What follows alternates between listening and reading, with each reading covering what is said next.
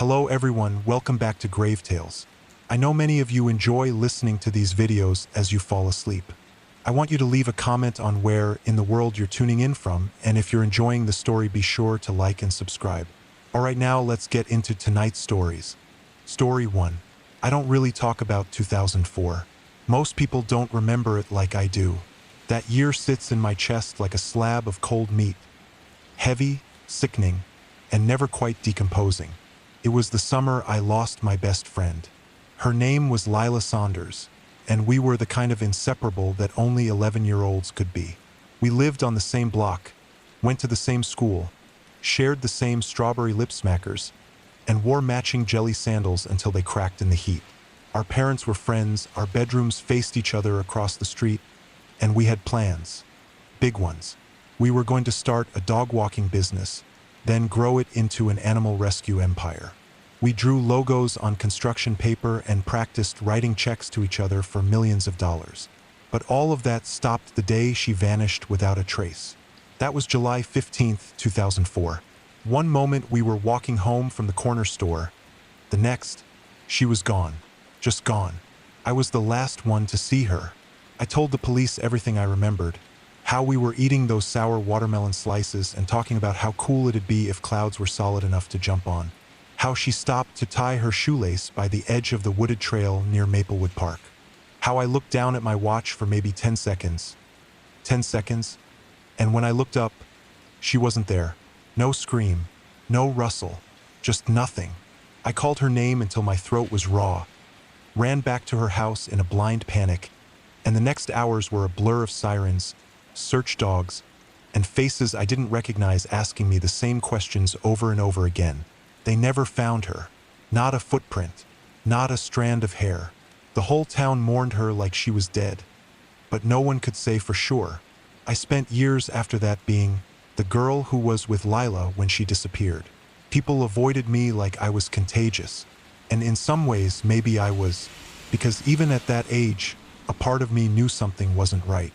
I didn't forget anything, but what I saw right before she disappeared never made sense. I saw a man. At least, I think it was a man. He was standing further up the trail, half hidden behind a tree. I remember thinking his skin looked wrong, like paper left out in the rain, wrinkled and wet. He didn't move, didn't speak, just watched us with this blank, slack face. His eyes were too wide. I looked away for 1 second, and when I looked back, he and Lila were both gone. I never told anyone about him. Not the cops, not my parents. I was too scared. He didn't seem real.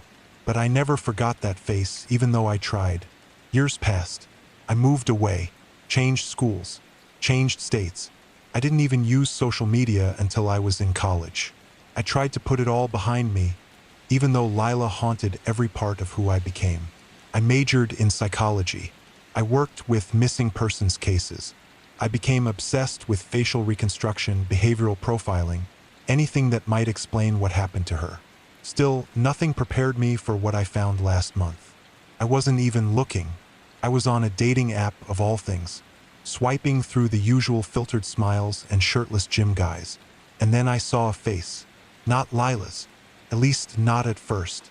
It was a man, clean cut, holding a glass of wine, smiling on a patio. Pretty generic, but it was the photo behind him that made my skin go cold. On the wall of the patio was a collage of family pictures. And there, in the bottom corner, I swear to God, was Lila. The photo was old, slightly faded, but I'd know her anywhere. Same dimples, same heart-shaped face, same tiny scar above her left eyebrow from when she fell off her scooter in 3rd grade. She was standing between 2 adults, holding hands with a younger girl I didn't recognize. They were dressed in matching red 4th of July t-shirts, smiling, happy. But Lila would have been 29 now. The girl in the photo couldn't have been older than 12. I took a screenshot so fast I almost dropped my phone. Then I stared at it until my eyes burned. It wasn't possible. And yet, it was her. It had to be. I messaged the man, pretending to be interested. I used every ounce of restraint to keep my tone casual, flirty. Asked about the picture, said it looked like a cute family moment. He replied almost instantly, Said it was taken a few years ago at his uncle's cabin in upstate New York. The girl? "Oh, that's my cousin Annie," he wrote. "She's adopted." My blood turned to ice. I asked more questions. Where exactly was the cabin? How old was Annie now? He didn't seem suspicious. Said she was 13 now. Said his uncle and aunt adopted her when she was 4, but they didn't like to talk about her real parents. That they were from somewhere in the Midwest, maybe Minnesota. My heart stopped. That's where Lila and I grew up. I didn't sleep that night. I dug into every detail I could find about his uncle, the address of the cabin, and eventually, through a web of tagged photos and Google Earth, I found it. A property just outside of a town called Carlo, nestled at the edge of a forest. Isolated, secluded, and something about the trees in the background brought the memory screaming back. Those same dense, looming pines that stood along the trail where I last saw her. I didn't hesitate. I packed my car the next morning and drove across 2 states, only stopping for gas. I told no one where I was going, not even my fiancée. I couldn't risk someone stopping me, because I had to know. I had to see her face up close. I had to know if it was really her, and if it was what the hell had been happening for the last 15 years. I got there by sunset. The house was quiet, no cars in the driveway. I parked down the road, heart pounding like a drum. I hadn't planned beyond this. No weapons, no backup, just a single screenshot and a fire in my chest that wouldn't let me turn around. I crept through the woods until I reached the back of the house. The windows were dark. I was about to circle around when I saw a movement on the 2nd floor. A flicker of light, a silhouette walking past a window, and then a voice, a soft, sweet hum, a tune I hadn't heard in years. Lila's favorite lullaby, the one her mom used to sing, hummed in exactly the same cadence. The sound floated out into the night, gentle as mist, and suddenly I knew she was inside. I stood frozen under the cover of pine and shadow, barely breathing, afraid that if I exhaled too loudly, the whole moment would shatter like cheap glass. That lullaby, I hadn't heard it since we were kids, but it hit me like a punch to the throat. Lila's mom used to sing it on nights when we had sleepovers, just loud enough for us to hear through the vent between their hallway and Lila's room. It was this soft, warbling tune about stars and feathers and dreams floating on rivers. I'd forgotten the words, but the melody was seared into my brain, and hearing it now, in this remote cabin 2 states away, was like hearing a ghost whistle through my ribcage. My feet moved before I could stop them, crunching softly on damp needles as I crept toward the side of the house. The windows were fogged with condensation, but I found a small gap between the curtains on the ground floor. Inside, the house looked normal, cozy, even. Bookshelves, a fireplace, family photos on the mantel, some of which I couldn't make out, but the shapes were familiar enough. A staircase led up to the 2nd floor, and from somewhere beyond it came the sound of a faucet running, maybe a shower. I was debating whether to knock or break in when a motion light flicked on above me, throwing my shadow against the siding like a murderer caught mid-act. I ducked, heart clanging in my chest, but no alarm sounded. No footsteps thundered down the stairs. Instead, the light just stayed on, humming faintly as if daring me to move again. I waited, counted to 30. Nothing happened. Whatever fear I had left was replaced by the same numb determination that had carried me all the way here. I circled around to the back door and, to my disbelief, found it unlocked. No alarm system, no barking dogs, just an old brass knob that turned with a soft creak. The smell inside hit me first. Not bad, just oddly sterile, like a dentist's office. Lavender air freshener masking something faintly metallic beneath. I shut the door behind me and slipped off my shoes to stay quiet. The kitchen was neat, almost staged. A fruit bowl with exactly 5 apples. A calendar on the fridge with smiley face stickers on every Sunday. Family names scribbled in red marker. Annie's recital, Mom's doctor, Uncle Steve in town. It was banal, painfully so, like someone was trying very hard to convince visitors this was a normal household. I moved through the living room like a ghost, every hair on my arms standing on end. I reached the base of the stairs and paused. That humming, it was clearer now, but also distorted, like it was coming from a warped speaker or through water. And there were other sounds now too. A low scraping, a rhythmic creak, like someone shifting back and forth in an old rocking chair. I climbed the stairs one at a time, pressing my weight into the edges of each step to avoid making them groan. The hallway at the top branched left and right. The light was on to the left, under a door slightly ajar. That's where the humming came from. I crept toward it, pulse hammering so hard I thought it might echo off the walls. I reached the door and eased it open with trembling fingers. What I saw inside nearly made me collapse. The room was a child's bedroom. Frilly curtains, glow-in-the-dark stars on the ceiling. Stuffed animals lined up on a twin bed with a unicorn comforter. And sitting in the middle of the room, cross-legged on a shag rug, was a girl. Maybe 12, maybe younger. She had dark brown hair, tied in pigtails with red ribbons. She was humming and brushing a doll's hair with slow, methodical strokes. And she was the exact image of Lila from the day she vanished. Every detail, the eyes, the nose, the soft curve of her jaw. I wanted to scream, to grab her and demand answers. But all I could do was stand there, paralyzed, as she turned her head slowly toward me and smiled. "Hi," she said, in a voice that was both unfamiliar and entirely hers. I opened my mouth, but nothing came out. "You're early," she added, as if she'd been expecting me. "I haven't finished the tea." I blinked, confused. "Lila?" I croaked. Her smile faded, just for a moment, like a curtain fluttering in the wind. "No," she said quietly. "My name's Annie." No, it's not," I said, stepping into the room. "Your name is Lila Saunders. We were best friends. You disappeared in 2004. We were walking home, and you—" "That wasn't me," she said. She was looking down now, brushing the doll's hair again, but slower. "You remember it wrong." "I don't," I whispered. "I've never stopped remembering." She looked up at me again, and something behind her eyes shifted. Not fear, not confusion, but a strange, tired sorrow. "You should go," she said, "before they know you're here." "Before who knows?"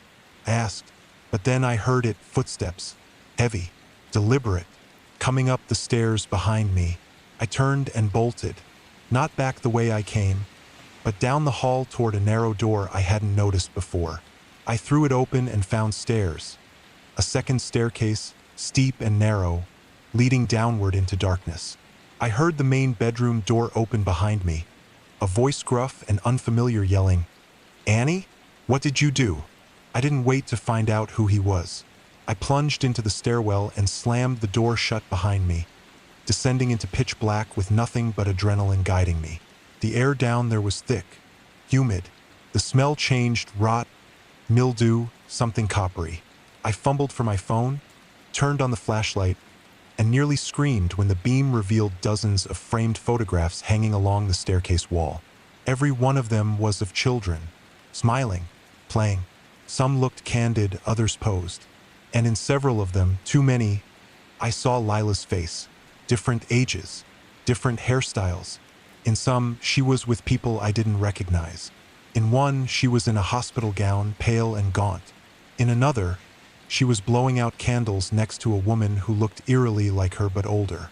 I felt dizzy, like the floor was moving under me. I kept going down, the walls tightening around me. At the bottom, I found a long hallway lined with more doors, each one numbered, some with red excess painted over them, others left clean. I didn't know what I was doing anymore. My thoughts weren't coherent. I opened the first door. Inside was a small room, empty except for a twin bed and a desk. It smelled like bleach and plastic, like a hospital room without the equipment. I opened another door. This one had drawings pinned to the wall, crayon rainbows, smiley faces, but the bed had restraints, leather cuffs bolted to the frame. My stomach turned. The third door wouldn't open, neither would the fourth. But the fifth creaked open on its own, as if welcoming me. Inside was a wall of televisions, old CRT monitors, some flickering with static. One showed a girl reading a book in what looked like the same bedroom I just left upstairs.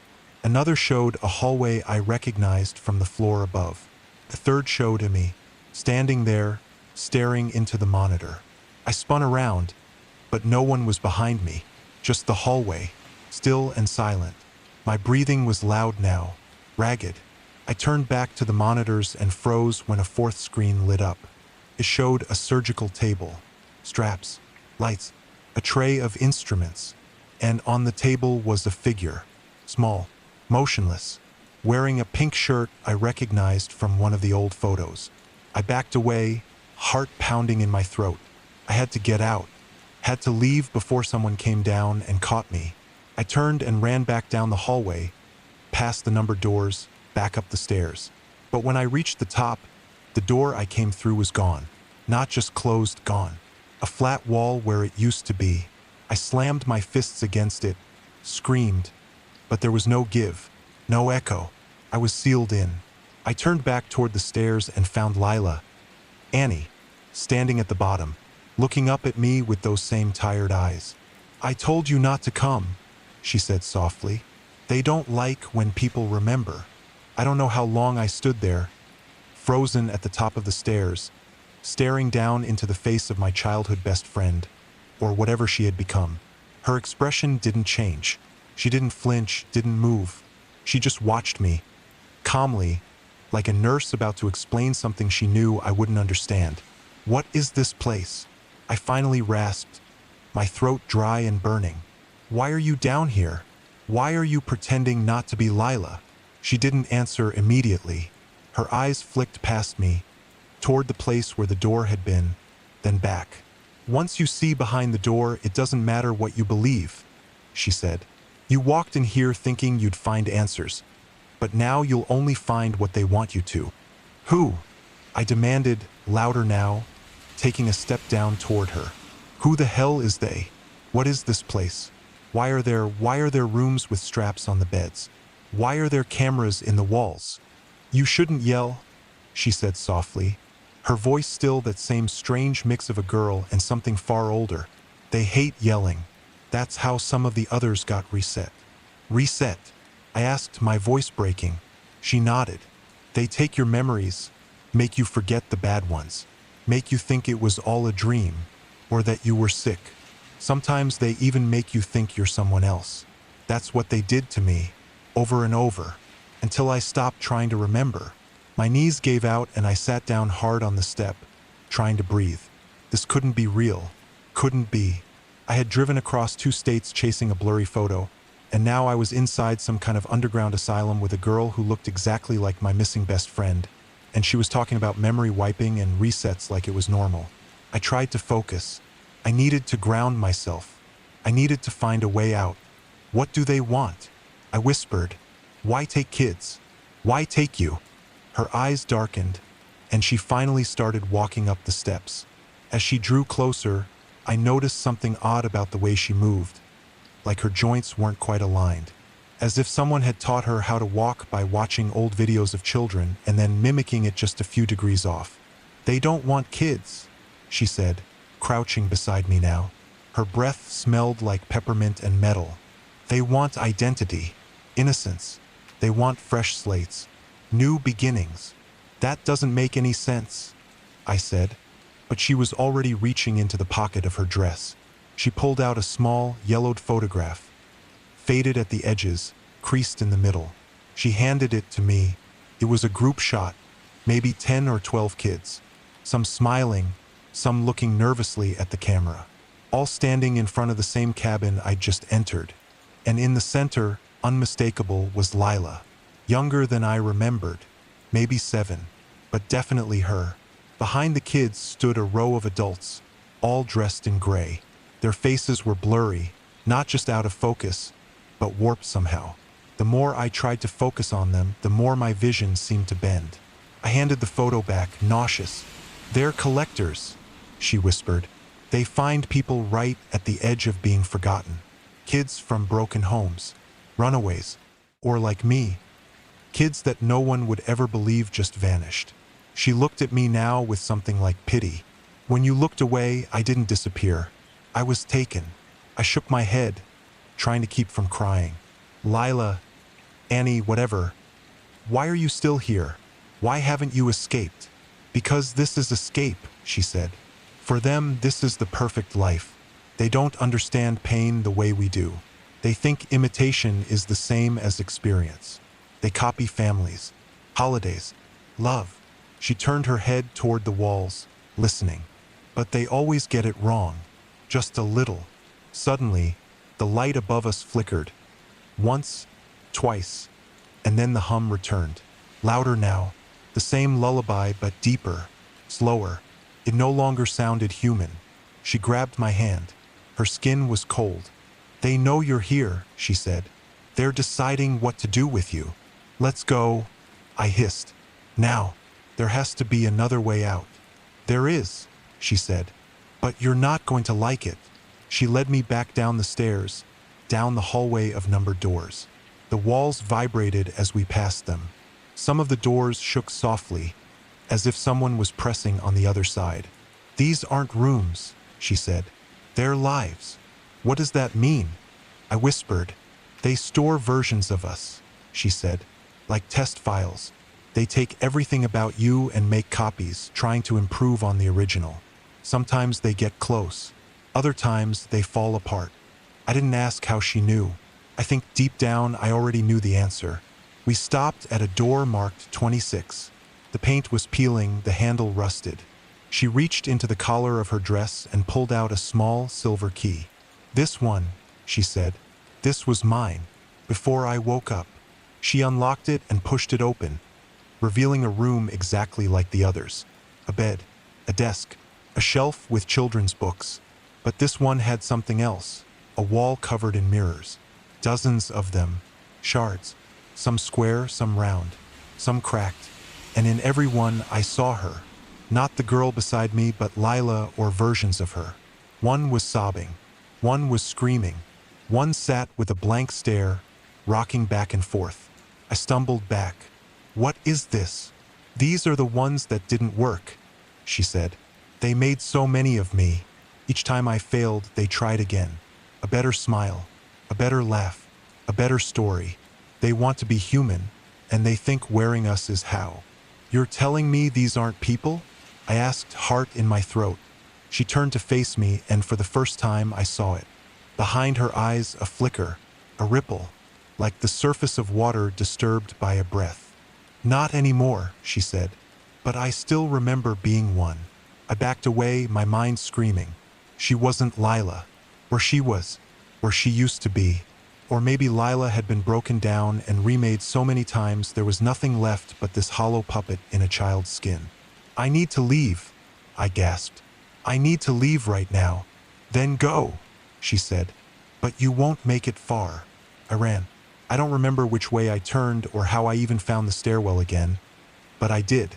I scrambled up, praying the door had returned, that it was just part of the madness. And somehow it had. I didn't question it. I just threw it open and burst into the hallway upstairs, then tore down the steps and out the back door into the night. The forest was darker than I remembered. Too dark. The trees seemed closer, the air heavier. I ran until my legs gave out, then crawled. At some point, I reached the car. The keys were still in my pocket. I peeled out of there like hell was chasing me, and maybe it was. I didn't stop until I was 3 towns away. I checked into the first motel I could find and collapsed on the bed, trembling. I didn't sleep, couldn't. All night, I kept checking the rearview mirror in my mind, expecting to see her face. Lila's face, warped and flickering like bad reception. I thought I was free. But the next morning, I checked my phone and found a new photo in my gallery. I didn't take it. It was a picture of me, asleep in the motel bed, from the corner of the room. And in the foreground, holding the camera, was a child's hand. I stared at that photo until my eyes burned, my fingers numb around the edges of my phone. The image wasn't blurry, wasn't grainy, wasn't a trick of light or some glitched snapshot from earlier in the trip. It was real. I was lying in the exact position I'd fallen asleep in, curled under the scratchy motel blanket, one arm hanging off the side of the mattress, and in the bottom corner of the frame was a child's hand gripping the edge of the lens. No face, just the unmistakable size and shape of a small hand, pale and still slightly dirty beneath the fingernails. My body went ice cold. The door had been locked. The windows latched. I had checked everything 3 times before I dared even close my eyes. I tore apart the room, flipped the mattress, yanked back the curtains, checked the closet and the bathroom and under the bed. Nothing. Just the creak of ancient pipes and the buzz of a flickering fluorescent light. I bolted, left the motel without checking out, drove 6 hours straight back to my apartment, stopping only for gas and caffeine I could barely stomach. But something had changed. Reality didn't feel like it used to. I kept catching people staring at me too long in gas stations, like they recognized me or were trying to remember who I was. I saw posters on telephone poles for kids that looked familiar, like I'd seen their faces before but couldn't place where. Worse, every time I checked my phone, more photos had appeared. They started subtle. Just shots of my car parked on strange streets I didn't recognize, or my reflection distorted in store windows I hadn't been near. Then came the nighttime images. One of me brushing my teeth, eyes unfocused. One of me staring out a window I didn't remember opening. One of me smiling in my sleep. I went to the police. I showed them the photos, told them someone was stalking me. They looked concerned until I mentioned the cabin, the girl who looked like Lila, the underground rooms. Then their eyes changed. Polite concern turned to quiet pity. "Maybe you're under stress," one of them suggested. "A lot of people who go through childhood trauma experience echoes of the past. Echoes. Like my best friend's face in a stranger's photo collage. Like a lullaby sung in the dark by a girl who should have aged with me. Should have grown old, laughed at my wedding, cried at her own. Instead, she was frozen in time, a memory caught in amber except the amber had teeth." The officer gently took my phone and asked if he could make a copy of the photos for evidence. I said yes. He came back 5 minutes later and told me there was nothing on the device. Not a single photo. I snatched it from his hand and looked myself. He was right. My gallery was empty. No screenshots. No downloads. Not even a photo of my dog from last year. Just gone. I left before I could start screaming.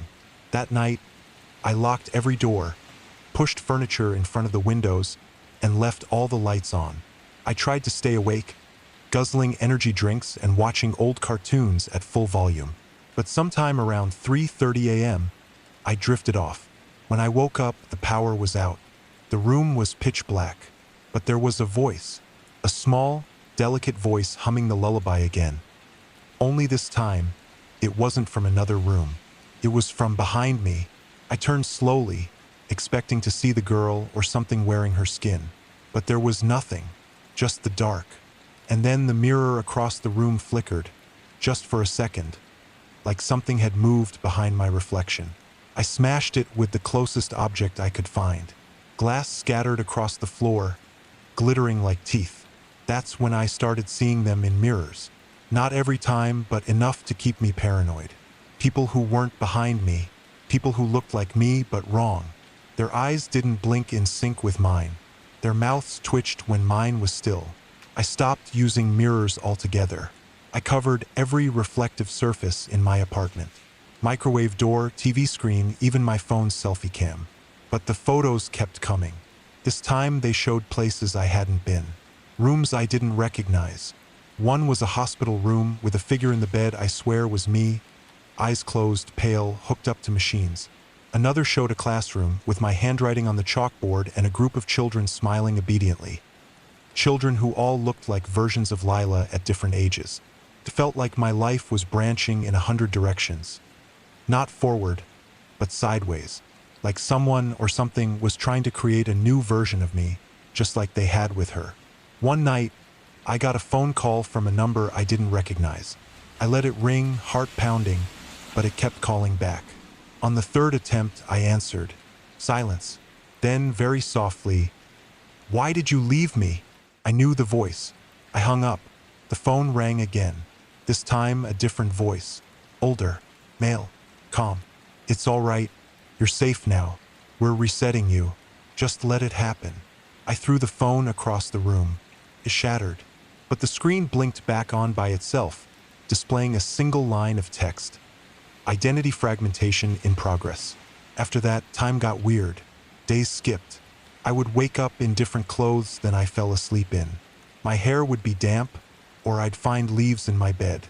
I'd check my emails and find messages I didn't remember writing, to people I didn't know. Some just said things like, "She's not done yet," or "Version 3.6 complete. Uploading now." I stopped trusting my own thoughts. I would think about Lila and get flashes, not memories but clips like surveillance footage from someone else's life. In one, I was holding a scalpel in a white room. In another, I was smiling at a man with no face, whose shadow moved separately from his body. My nose bled almost daily. Couldn't eat. My skin itched constantly, like something was moving just beneath it. Eventually, I decided to go back. To the cabin. I needed answers. Or closure. Or maybe just to see if it was still there. If it had ever been there. I drove through the night, fueled by panic and a need to claw my way back to some kind of truth. But when I arrived at the spot, where my GPS said the house had been, it was gone. Nothing but an empty clearing. No cabin. No mailbox. No driveway. Just pine needles and cold wind and the sound of water trickling somewhere unseen. I walked the perimeter, searching for anything. A nail. A broken step. Piece of siding. Nothing. But then I heard it. The humming. Faint from somewhere underground. I dropped to my knees and began scraping at the dirt like a rabid animal. After nearly an hour, my hands bleeding, I uncovered something. A small, rusted metal hatch. I pried it open. Beneath it was a ladder, and the air that rose from below smelled like lavender and rot. I climbed down, 10 feet, then 20. At the bottom, the light flicked on. I was back in the hallway, the same numbered doors, the same faint vibrations in the walls. I stumbled forward, dizzy with familiarity and dread. A new door had appeared at the end. This one was marked with my name, just my name, in cursive like a label on a gift. I opened it. Inside was a replica of my bedroom, every detail perfect. But standing in the center was a version of me, smiling. She looked healthier, calmer. Her hair was brushed, her eyes bright. "You're early," she said. "We weren't expecting you back until the merge was complete." "What merge?" I asked, barely able to speak. "You've been fragmenting," she explained, stepping closer. "Your identities become unstable. Too many deviations. They sent me to stabilize you." "They?" I echoed, backing away. "The archivists," she said, like it was the most normal thing in the world. "We catalog humanity, preserve it, improve it. You were selected for replication due to emotional resonance. Your trauma made you valuable, but you left the loop too early. That caused errors. Couldn't breathe. What happens now?" "Now?" she said, smiling wider. "We restart. Don't worry, this version will be better." And then everything went white. When I woke up, if that's what you could call it, I wasn't in my bedroom or in the cabin or even in a place I could immediately name. I was standing in the center of a perfectly white, perfectly symmetrical room. The air was still, and the walls emitted a faint hum like electricity just out of reach. I wasn't wearing my clothes anymore. I was in a pale gray uniform, seamless, the fabric smooth and almost too soft against my skin. I reached for my phone instinctively, but there was nothing in my pockets. No seams, no tags. Just that humming room stretching endlessly in all directions. No door, no windows, just white. I screamed. I paced. I pounded my fists against the walls. But nothing changed. No echoes. No bruises. I could feel the impact, but not the pain. Hours passed, maybe days. I began hallucinating things I tried not to believe were real. Faces in the walls. Whispers in my ears. At one point, I looked down and saw hundreds of ants crawling from the soles of my feet, up my legs, into my arms, burrowing into my ears and eyes. I screamed until my voice gave out, but when I blinked, they were gone. That's when the door appeared. It just blinked into existence. A simple rectangle, black as obsidian, set into the white void like someone had cut a hole in the world. I didn't question it. I didn't have the energy left for doubt. I ran through it. On the other side was a hallway. Metallic, dimly lit, buzzing with fluorescent lights that clicked every few seconds. Doors lined the hallway like in the basement of the cabin, but these weren't numbered. Instead, they bore symbols, strange, almost mathematical shapes that pulsed faintly when I walked past them. I felt drawn to one in particular, a triangle inside a circle with a line cutting through the middle. Felt familiar, like something I'd dreamed about 100 times but never fully remembered. I touched it, and the door slid open silently. Inside was a room that made my heart stop. It wasn't terrifying in the traditional sense. It wasn't bloody or violent or nightmarish. It was worse. It was a replica of my childhood home. Every detail perfect. The scratch on the corner of the coffee table. The dent in the hallway drywall from when my brother threw a controller. The faded wallpaper. The dusty vents. And sitting on the couch like she had never left was Lila. My Lila. Not the girl from the cabin. Not the strange, robotic mimic I'd met in the basement. This was her. Her face older. Her hair longer. Her eyes rimmed with tired wisdom. She looked up at me and smiled a smile that nearly broke me. "Hey," she said. I fell to my knees. "You're real," I whispered. I thought they turned you into one of them." She shook her head slowly. "They tried, over and over, but they couldn't make it stick. Every time they copied me, it fell apart. My mind fought back, fractured, escaped into the system." "System?" I echoed. "What is this place?" "You already know," she said. "You saw pieces of it. The loops, the resets, the false lives. This isn't just one location. It's a network. Every missing person, every child who vanished without a trace, every strange identity shift or mirrored face or doppelganger sighting. This is where it all leads." "But why?" I asked, helpless. "What do they want?" She looked away, eyes glistening. "They study us, archive us. They think emotion is a virus, that it makes us beautiful but dangerous. They don't feel the way we do, so they wear us like costumes trying to learn. But it's never enough, so they try again and again." I crawled closer, trembling. "Lila, are you alive?" She paused. "Not in the way we were, but parts of me survived. You seeing me again, it anchored those pieces, pulled them together. That's why they're panicking. That's why they're trying to rewrite you now." I felt like I was going to throw up. "Then I need to get out. I need to get you out." She reached forward and touched my face. Her skin was warm, real. "I can't leave," she said. "But you can. There's a way. But it's not what you think. Tell me," I begged. She stood, walked to the fireplace, and pressed a brick. A panel opened in the wall, revealing a staircase made of glowing, translucent stone. "Down there," she said. "Follow it to the end. But whatever you do, don't talk to it." "Talk to what?" "You'll know," she said. "Just don't let it make a deal." I descended the staircase, each step humming under my weight. The air grew colder, denser. At the bottom was a black corridor, lit by soft, golden orbs floating in the air. The walls were covered in writing, carved into the stone like scratches in prison walls.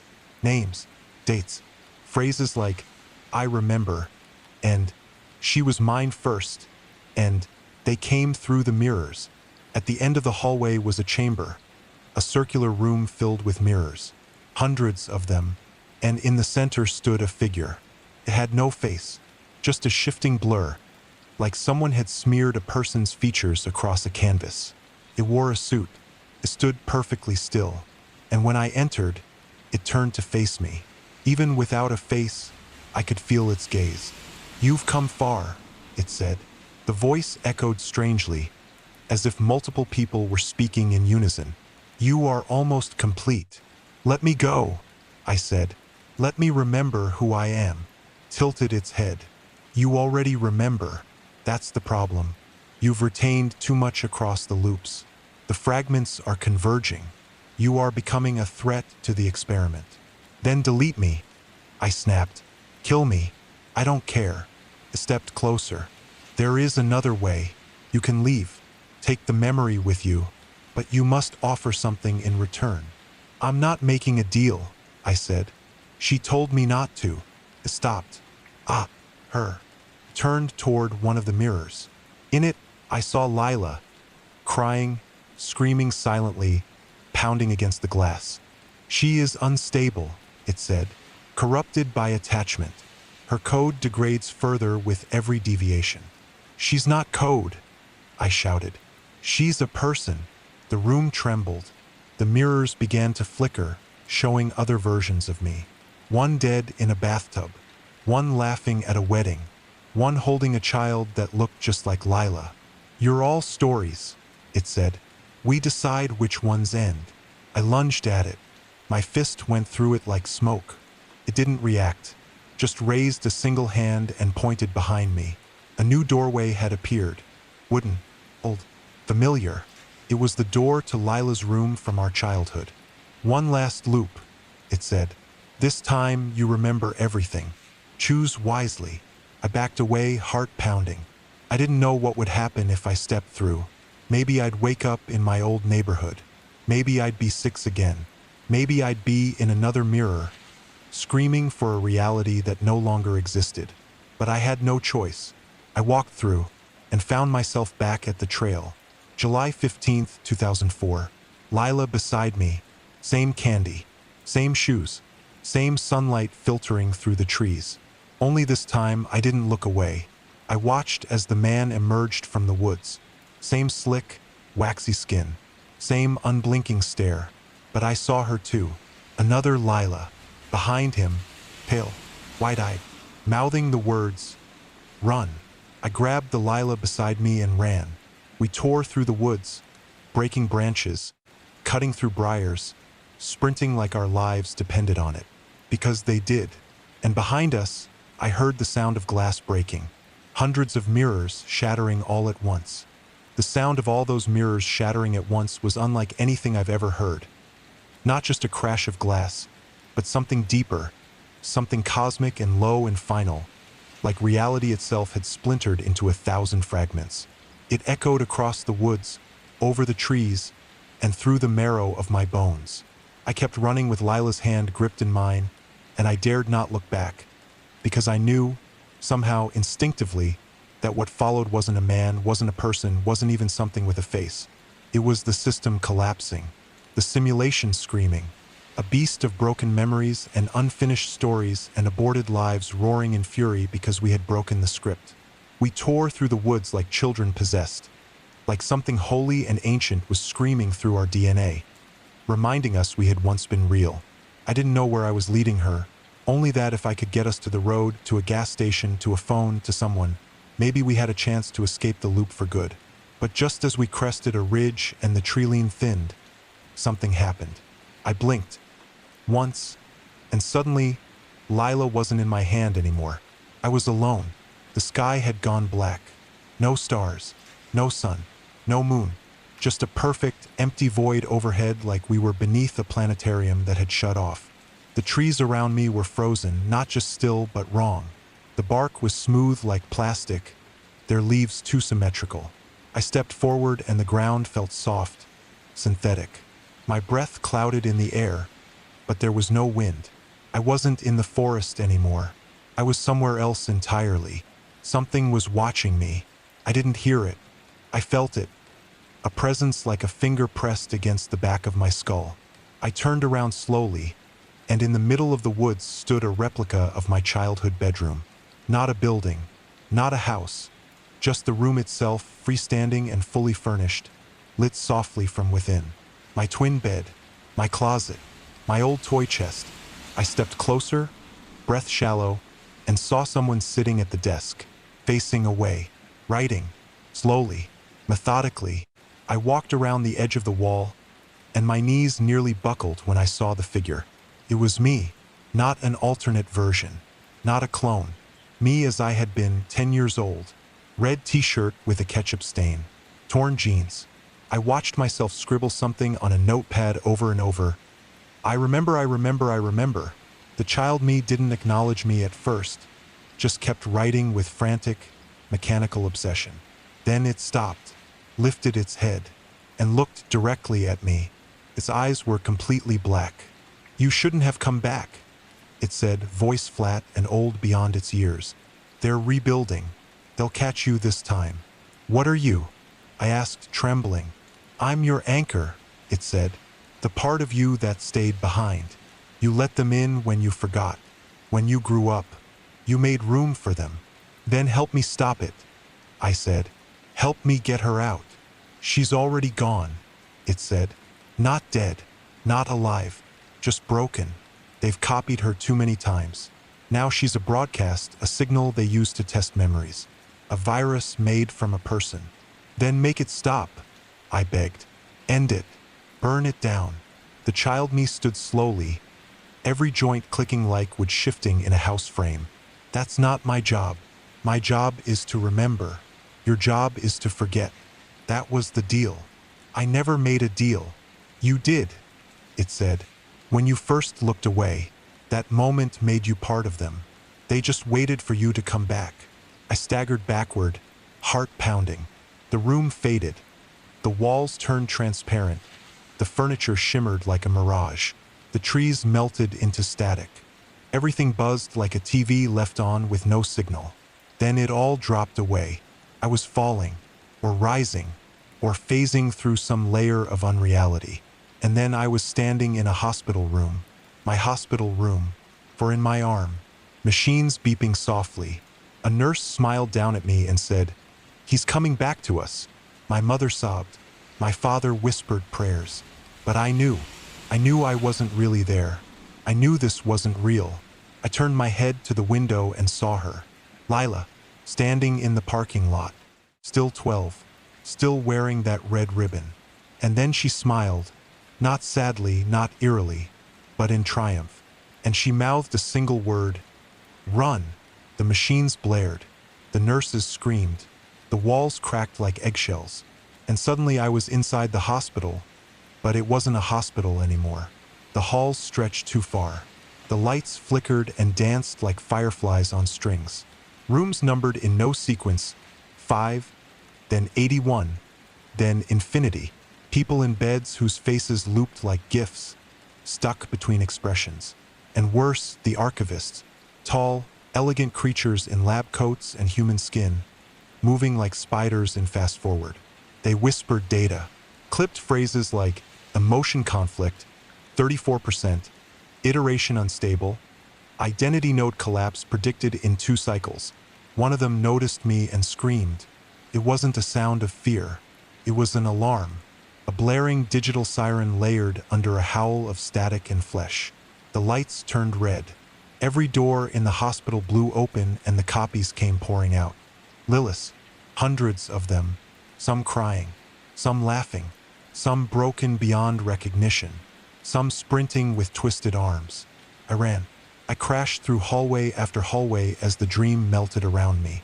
Fire rained upward. Gravity reversed. I ran through one door and found myself in a school I'd never attended. Then another, and I was in a funeral home with no caskets but rows of mirrors. Every one showed me something worse, a version of myself as a killer, as a parent, as an empty-eyed puppet. I kept running. My body ached. My mind cracked. I could hear myself fracturing. Thoughts looping, identities clashing like waves. Then, from somewhere deep beneath it all, a voice. Hers. Not Lila's now, but mine. A whisper threaded through the chaos. Don't stop. It was my anchor. The child me. The fragment that remembered what they tried to erase. I reached a final door, simple, wooden, with a brass handle. No symbols. No numbers. Just finality. I opened it. Blinding white. Silence. And then, a mirror. Just one. In the middle of a white room. I stepped toward it. My reflection smiled. I didn't. I turned to leave, but there were no other doors. The mirror began to hum. I stepped closer. My reflection whispered, "You are the final version." And then it stepped out. Not through the glass. It simply broke loose, like it had been waiting for me to arrive. It lunged. We collided. And in that instant, I saw everything. All my versions. Every timeline. Every copy. Every failed memory loop. I saw my parents lose me to a coma. I saw Lila getting pulled into a van. I saw her screaming from inside a screen while I played video games 2 feet away. I saw a cabin that never existed in maps. I saw files labeled with our names, versions, stats, emotions graphed on charts, stability percentages. I saw a being watching us from above. Not a god, but something much worse. Something curious. Something that wore human lives like VR simulations and passed the controller when bored. And I saw that we were never the only ones. I was just another subject, a fractured thread in a tapestry of stolen lives. And then the mirror shattered. The reflection was gone. I was alone. And then a voice. The archivist. Version 7.9 complete. Integration achieved. Primary consciousness synchronized. Welcome home. And I remembered everything. When I say I remembered everything, I don't mean memories returned like flashbacks or dreams. I mean they detonated, all at once, in a flood of images and sounds and feelings that came so violently, I thought my skull would crack from the pressure. I was inside all my lives at once, all the versions of me they'd created, all the loops, simulations, tests, branches, and rewrites. I saw the first one, the original, the version of me that had watched Lila disappear in 2004 and never went back. That one grew up broken, got hooked on sleeping pills, tried to forget. Then I saw version 1.1, the one who had nightmares for 20 years before hanging himself in a hotel room in Idaho after drawing hundreds of childlike sketches of a cabin no one could find. I saw version 2.3. She lived as a woman, never remembering Lila, working at a library where she alphabetized books that didn't exist. I saw version 4.0, the one who escaped the simulation, or so he thought, only to wake up in another layer, endlessly running through false cities and empty highways. Each time I remembered, the system would try to patch the hole, to correct the anomaly, but something in me resisted. Some shard of the original truth refused to let go. And now all those memories were converging. I stood in a white room no longer. Now it shifted constantly, flickering like a projector stuck between slides. Sometimes I was in the basement hallway, then the forest, then a childhood bedroom that morphed every time I blinked. Sometimes I could hear her, Lila's voice calling out across all dimensions, trying to find me. Other times I heard myself, distorted, filtered, replayed like audio snippets chopped and looped. The archivists had made a mistake. They hadn't accounted for the emotional residue, the psychic weight of real grief, real loss, real love. They tried to contain it, copy it, repurpose it. But it lingered. It bled through their systems like ink through paper. The next thing I knew, I was seated, strapped into a chair I didn't remember sitting in. All around me were monitors, stacked 20 high, stretching endlessly upward. Each screen showed a version of me. One was crying. One was smiling while sharpening a knife. One was catatonic in a padded cell. One was burning. The archivist spoke again, but this time it had taken a new form. Not faceless anymore. It looked like my father, or something wearing him. He walked in, wearing his old fishing hat, and said, "This is your final revision. If you reject this one too, we'll have to recycle your emotional framework entirely." "You don't understand," I whispered. "You think you're building people, but you're not. You're building fragments, puppets, stories with no spine." "We don't require understanding," he said. "Only cooperation." "Why me?" I asked. "Why Lila? Why any of us?" The archivist looked momentarily confused, a tiny twitch in the face it wore. "You were statistically significant. Your friendship with Subject L was particularly resilient.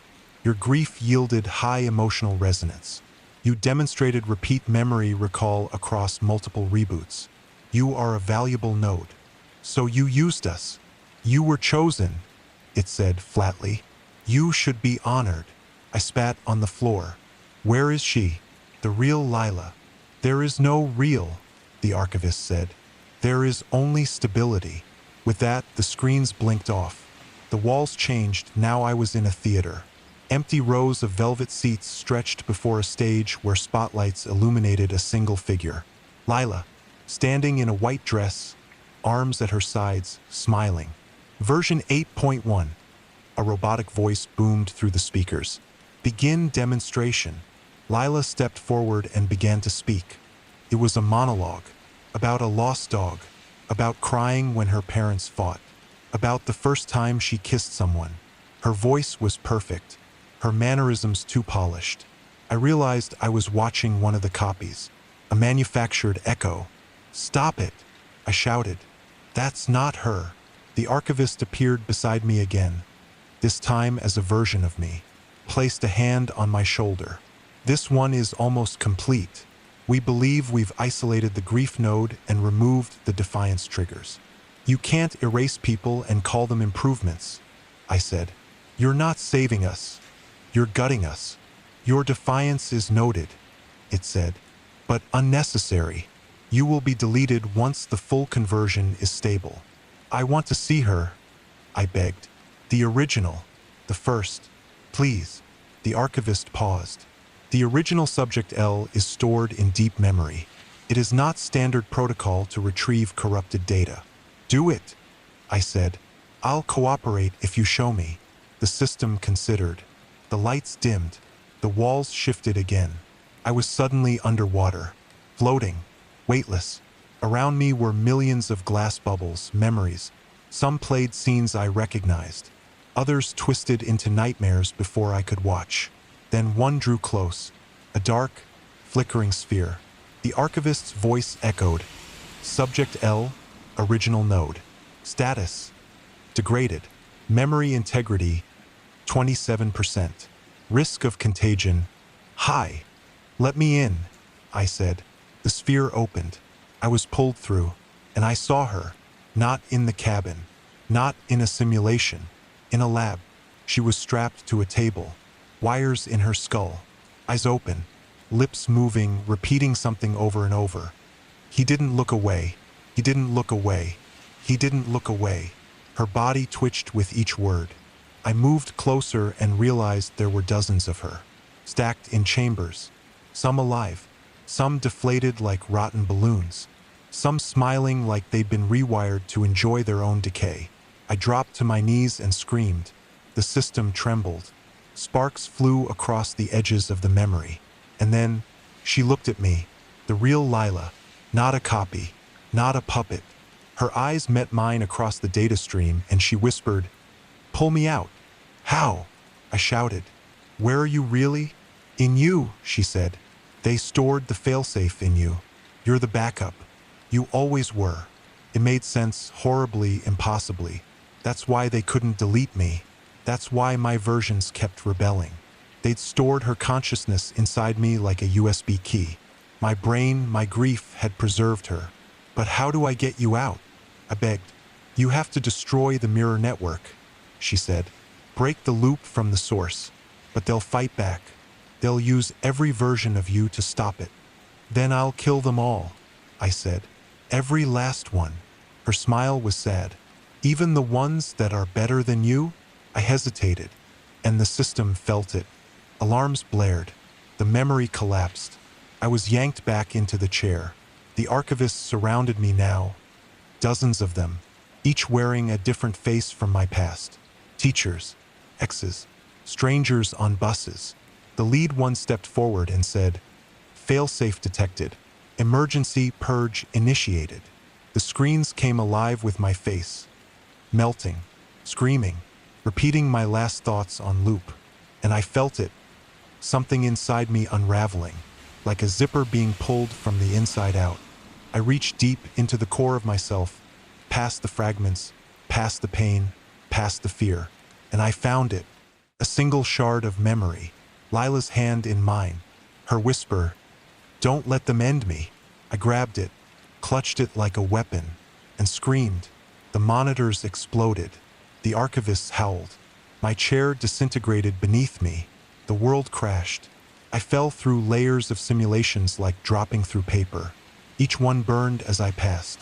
The cabin, the motel, the hospital, the school, the white room.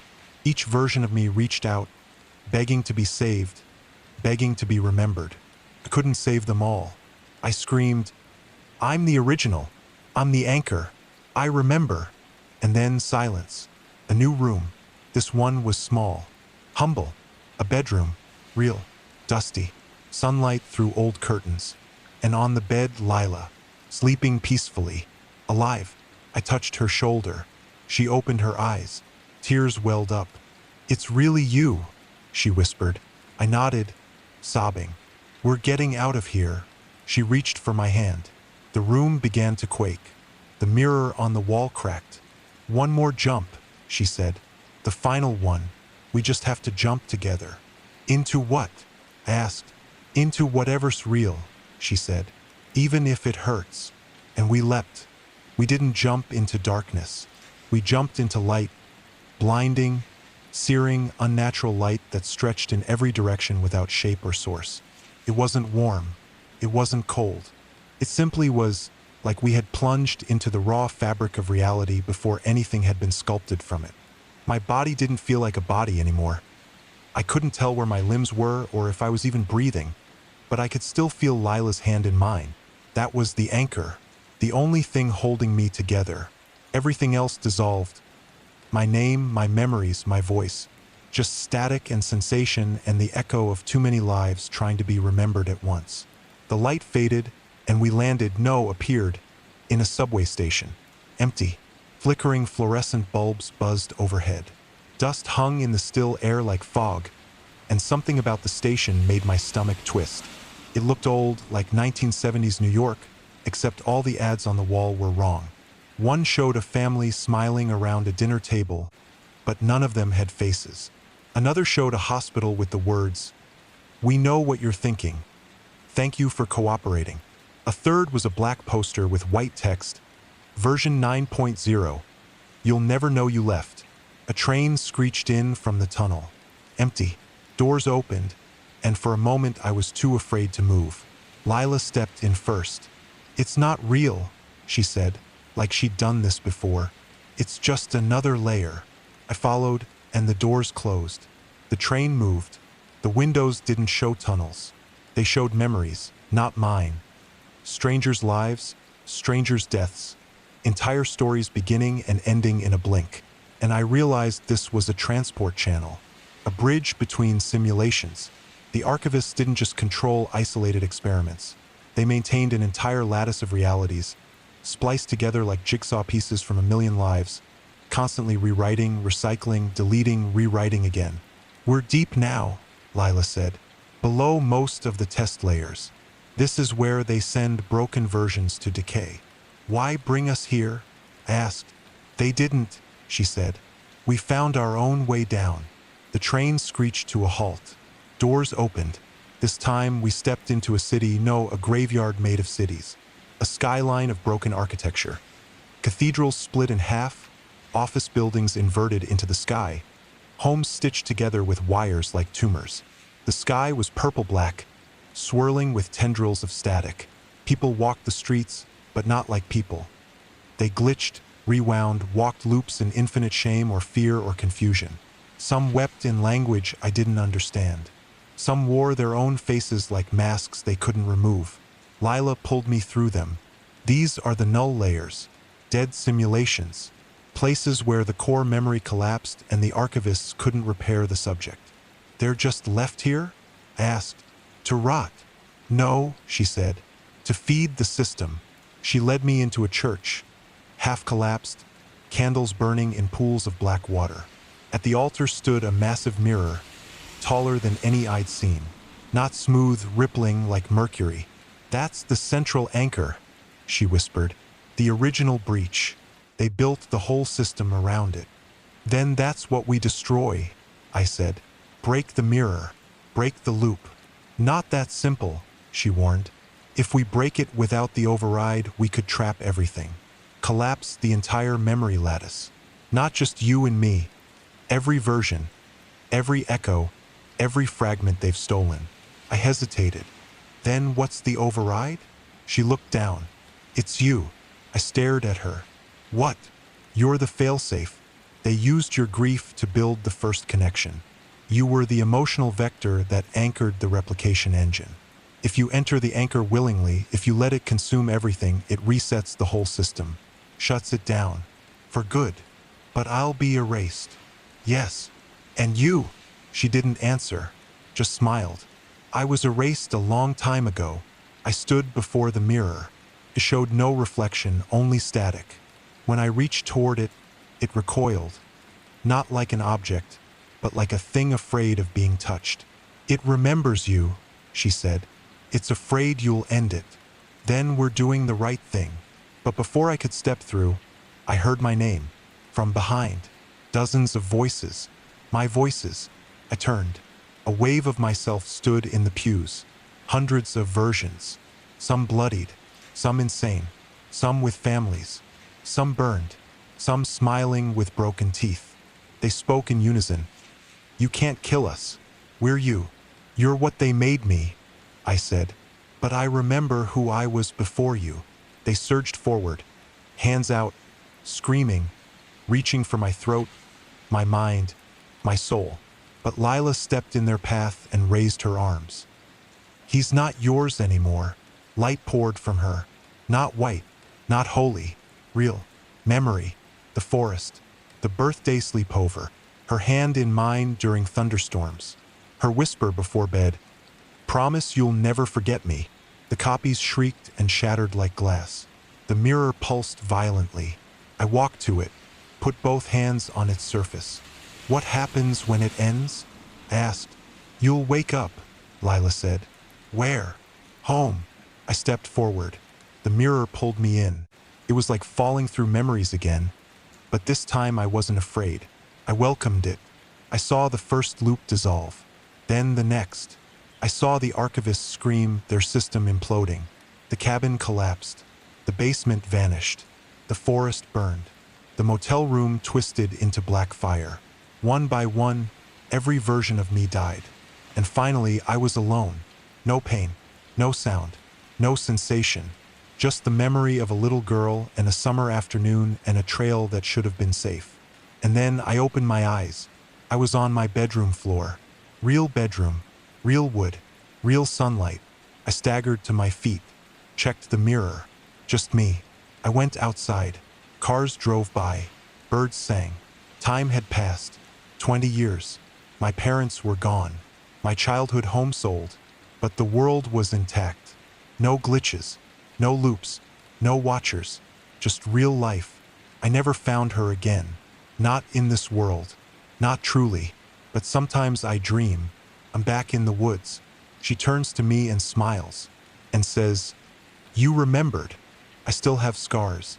Sometimes I wake up and see my face in the mirror blink a half second too late. But the system is gone. I ended it. I erased every copy, every trap, every archivist. I paid the price, and I would pay it again. Because Lila, she wasn't just my best friend. She was the only part of me that wasn't artificial. And she saved me, so now I live for both of us. Every day, every minute. I remember. I will always remember. I thought it was over. When I woke up in that bedroom, the one that hadn't existed in any version but the original, I told myself it was finished. The loops were gone. The archivists were gone. I remembered every fragment they tried to erase, and memory I thought was power. Took time to rejoin the world. I moved slowly, like I was wearing skin for the first time again. For a while, I didn't speak. I wandered cities and sat in diners and stared at TV static just to prove to myself it wasn't alive. The people around me didn't notice anything wrong. That's what scared me the most. They smiled, paid for coffee, walked dogs, stared at their phones, and none of them noticed how wrong it all still felt. Because while the glitches were gone, something deeper had taken root. Something quieter than a loop, deeper than a simulation. A doubt, a hum under everything. I told myself I was back in the real world. But what if that was the final illusion? What if the archivists had learned that resistance only made the subjects more unstable? What if escape itself was a designed endpoint, a corridor labeled freedom that led into an even more convincing lie? I tried to ignore it. I lived. I got a job as a night stalker at a grocery store. I told no one my name. I moved every 6 months. I didn't own mirrors, but the system, or the shadow of it, still touched my life. It started subtly. A child on a bus staring at me, mouthing something silently. I couldn't read her lips, but the rhythm looked like, "Do you remember?"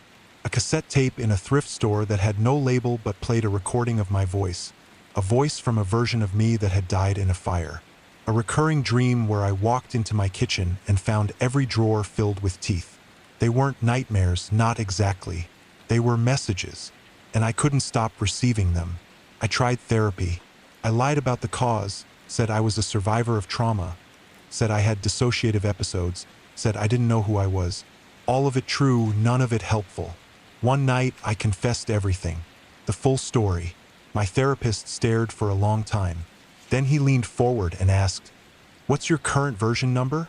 My blood turned to ice. I stood up and left without a word. The next week, his office was gone, like it had never existed. The building was still there, but it was a laundromat. They'd removed him. That was when I realized the system hadn't been destroyed. It had been contained, compressed, transformed into something more efficient, less obvious, harder to resist. Instead of looping whole lives, it now seated itself in doubt, in dreams, in the unspoken fear that nothing around you is quite real. It no longer needed mirrors. It had us. We were the mirrors. I became obsessed.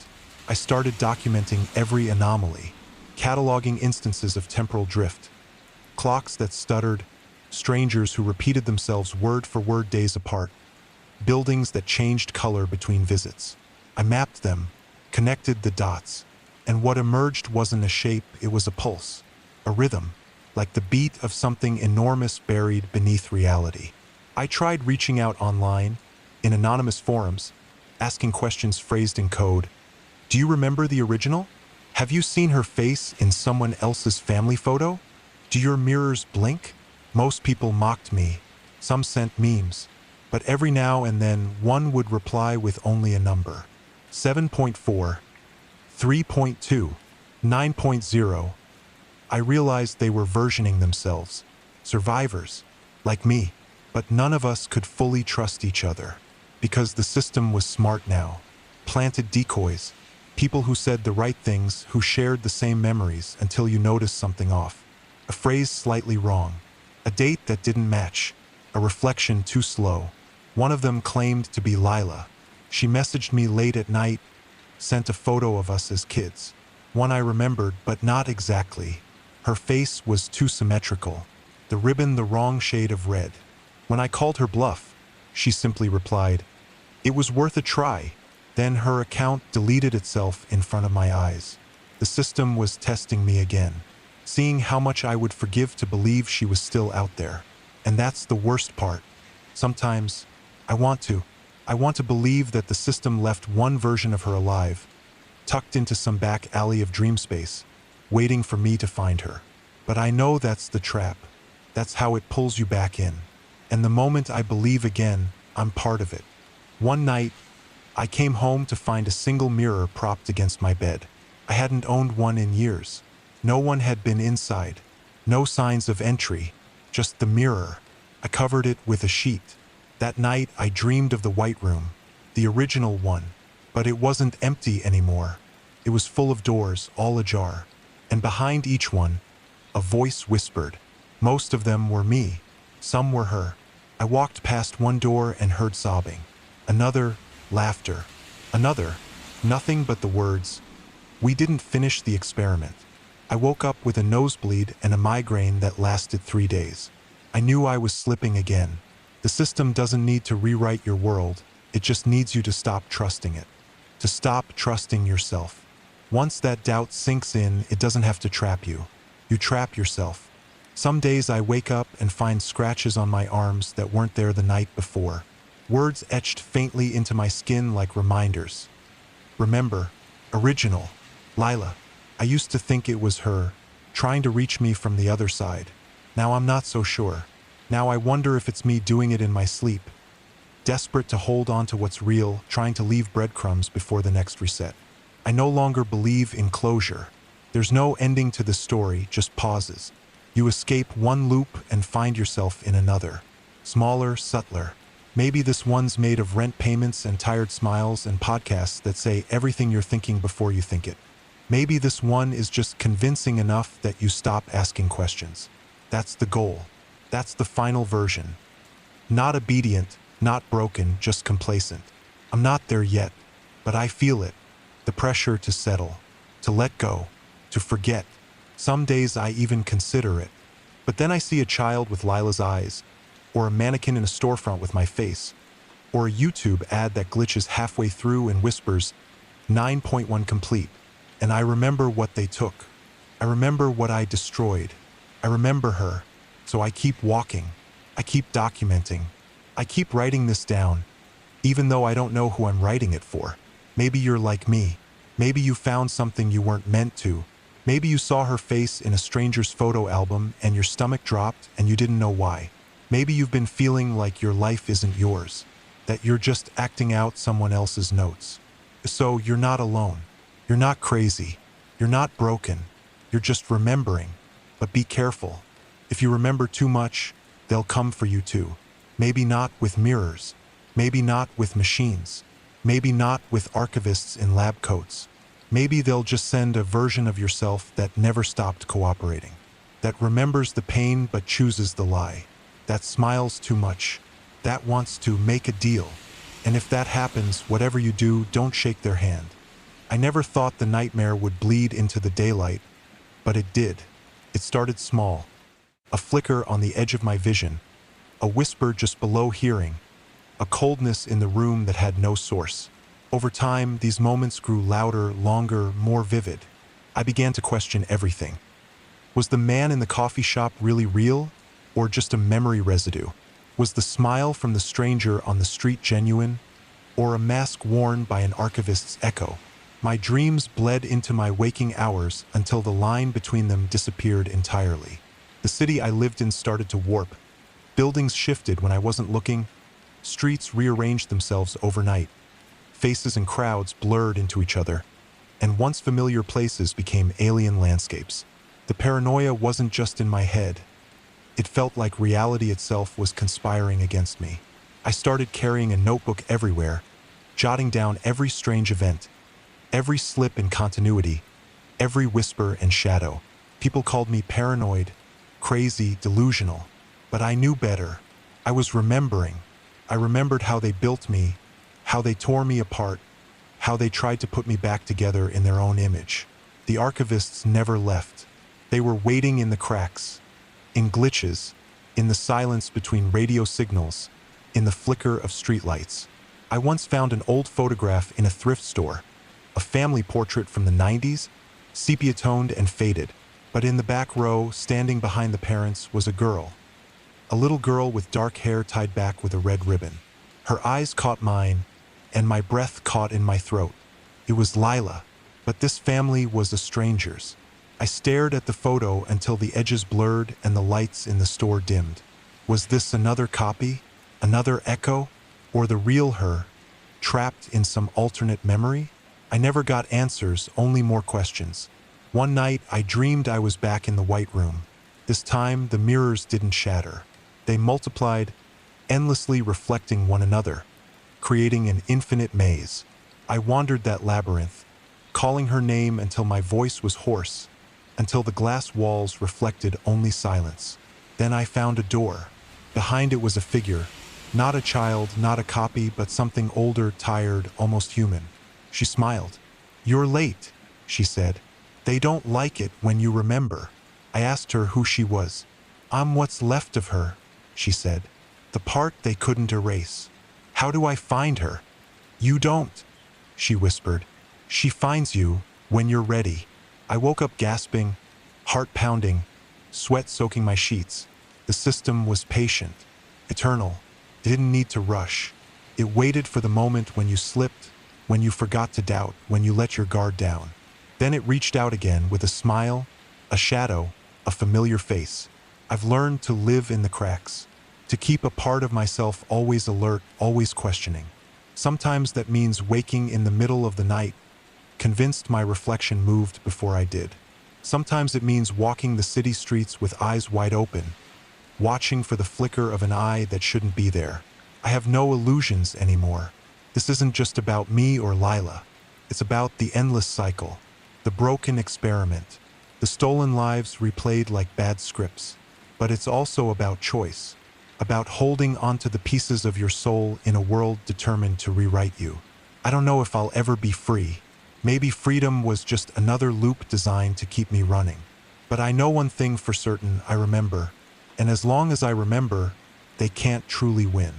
So if you're listening to this, if you've seen the face of someone you thought you knew in a stranger's photo album, if you felt the chill of a memory that isn't yours, if you've ever wondered if your life was your own, remember this: you're not alone. You're not broken. You're remembering. And maybe, just maybe, that's the first step to breaking the cycle. The story isn't over. Not yet. But I promise one day it will be. When I'm ready, I'll find her again. And this time I won't let go. The nights grew longer and darker, and the weight of memory pressed harder against my mind like a vice tightening with every breath. Sleep became a battleground where fragments of myself fought to hold on or break free, and waking moments blurred into endless loops of déjà vu and creeping dread. I started hearing whispers in the quiet, voices that weren't mine but somehow felt familiar, echoes of versions of me long erased or rewritten. Sometimes they called my name softly, like a lullaby gone wrong. Other times they screamed in fury, blaming me for abandoning them, for letting the system win. The mirror in my apartment reappeared without warning, a cracked shard leaning against the wall, reflecting shadows that weren't there. I would stare at it for hours, hoping to find a glimpse of Lila, or of some lost part of myself, but all it ever showed was a flickering, distorted reflection that blinked out of sync with my own eyes. Reality bent like a funhouse mirror around me. Streets rearranged themselves, faces morphed between strangers and people I loved, and the fabric of time folded into endless spirals. I felt like a ghost haunting my own life, trapped between fragments of truth and manufactured lies. I became obsessed with finding the source of the whispers, the origin of the fractured memories that haunted my every step.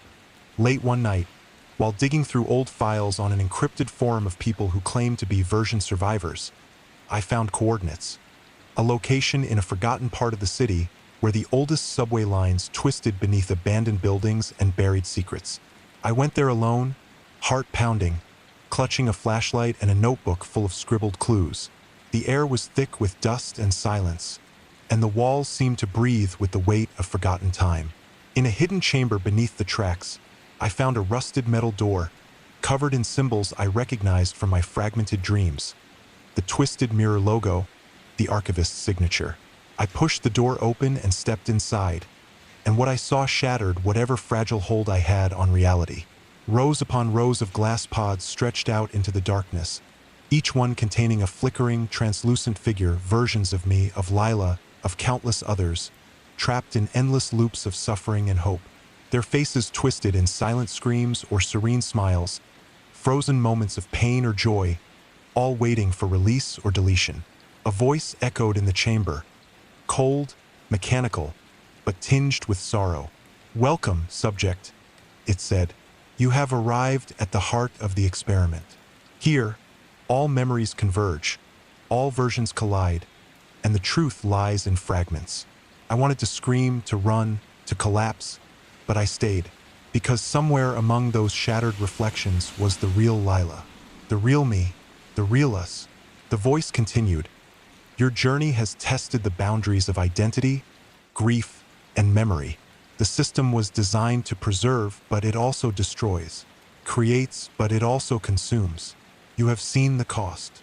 I knelt beside a pod and pressed my hand against the glass, feeling a faint warmth, a pulse. Inside, a figure stirred. A girl with the red ribbon in her hair, smiling through tears. "Help me," she whispered. "Break the cycle." I nodded, tears streaming down my face. I reached for the controls and initiated the override. A cascade of light and sound erupted as the system began to collapse. Pods shattered, memories spilled like shattered glass, and the chamber filled with the voices of lost souls finally freed. But as the walls crumbled and the light faded, I realized the horror was not over. It was only changing form. Outside, the city shifted and trembled, the fabric of reality tearing as the system tried to survive through new means. I was no longer just a subject. I was a guardian of fractured memories, a keeper of broken truths, forever haunted by the faces in the mirror, forever bound to the red ribbon that symbolized a friendship lost and found across infinite versions of existence. And through it all, one truth remained clear: we remember, we resist, we survive. The collapse was not a single event but a slow unraveling, like a tapestry pulled thread by thread until the entire image dissolved into chaos. The pods shattered, releasing memories like spectral whispers into the air. Fragments of lives, loves, fears, and forgotten moments swirling in an invisible storm. The city around me trembled. Buildings flickered between forms, streets wound into impossible loops, and faces I knew shifted shape like smoke in the wind. I walked through this new world, or whatever it was, where reality was a fragile construct teetering on the edge of breakdown. Every step echoed with the ghosts of who I was and who I could have been. Lila's face haunted me, sometimes clear and vivid, sometimes a fleeting shadow just out of reach. I wasn't sure if she was a memory, a fragment, or something more. A beacon guiding me through the void, my own reflection fractured in shards of glass that seemed to float around me, each shard showing a different version of myself. Happy, broken, angry, lost, free, and all of them whispering secrets I wasn't sure I wanted to hear. The archivists were gone, or so I thought, but their influence lingered like a disease infecting the edges of perception. Whispers slithered through the cracks in the world, voices promising safety if I would only forget, if I would only let go. But forgetting was impossible. Memory was all I had. It was my weapon and my curse. I wandered through this shifting landscape, searching for a foothold, a sign that some part of me still belonged to the real world. I found fragments of my past, a childhood toy half buried in rubble, a photograph faded and torn, a letter I never sent, and each one was a thread connecting me to a life that might have been. Yet even these fragments flickered like holograms, their edges blurring and distorting. I tried to hold on to them, to weave a new narrative, but the strands kept slipping through my fingers. I met others, lost souls like me, caught between versions, echoes of memories not their own. Some were kind, offering comfort and companionship. Others were broken, dangerous, desperate to drag me into their own spirals of despair. Together, we formed a fragile community in the ruins of the system, sharing stories, piecing together fragments of truth, trying to build something that felt real. But even among us, trust was a fragile thing. The system's influence made us question each other's motives, our own sanity. Who was genuine and who was a copy? Who was resisting and who was complicit? The lines blurred until all that remained was uncertainty. One day, I stumbled upon a mirror unlike any other, not cracked or flickering, but perfectly clear, reflecting a world that felt solid and whole. I hesitated, afraid to look, afraid to find only emptiness. But when I met my own gaze, I saw not just a reflection but a promise, a chance to rebuild, to reclaim, to remember without fear. The mirror whispered, "You are more than fragments. You are the sum of all your versions, the keeper of memories, the bearer of truth." And in that moment, I understood that the horror was not in the system or the archivists, but in the fight to hold on to identity when everything around you wants to erase it. The journey was far from over, but I was ready to face whatever came next, to be the guardian of fractured memories, the voice in the silence, the light in the endless loop. Because as long as I remembered, as long as I held onto that red ribbon tied in her hair, I was not alone. I was not lost. I was alive. The more I walked through the fractured remnants of my own mind, the more I realized that reality was not a fixed place but a shifting, malleable thing. A mosaic of memories, fears, dreams, and lies layered upon each other like sediment in a deep ocean trench. I was both the architect and the prisoner of this labyrinth, the creator of illusions and the victim of their consequences. The line between what was real and what was constructed blurred until it vanished completely, leaving me in a void where only the echoes of a red ribbon tied long ago remained as proof of existence. I found myself facing countless versions of Lila, some pleading, some accusing, some smiling with the bittersweet joy of a friendship lost and found across impossible boundaries. Each one carried a fragment of truth and a shard of deception, and I realized that none of them were fully real on their own. But together they formed a constellation of meaning that transcended the broken system the archivists had built. The voice of the system, the cold, mechanical hum that had haunted my thoughts since the beginning, rose again in the silence, promising peace if I would just let go, if I would surrender to oblivion. But I refused. I held onto the memory of her hand in mine, the sound of her laugh in the rain, the secret promises whispered beneath stormy skies. In that defiant grasp, I found a power no algorithm could erase. I reached out through the void and touched the mirror that had once reflected endless loops of myself and found instead a portal, a gateway to a place untouched by the system's reach. Stepping through, I felt a surge of warmth and clarity, as if waking from a long nightmare into the dawn. The world on the other side was raw and unformed, a blank canvas awaiting the brushstrokes of new memories. I realized that this was the true freedom, not forgetting or erasing, but creating, choosing which fragments to carry forward and which to let fade into silence.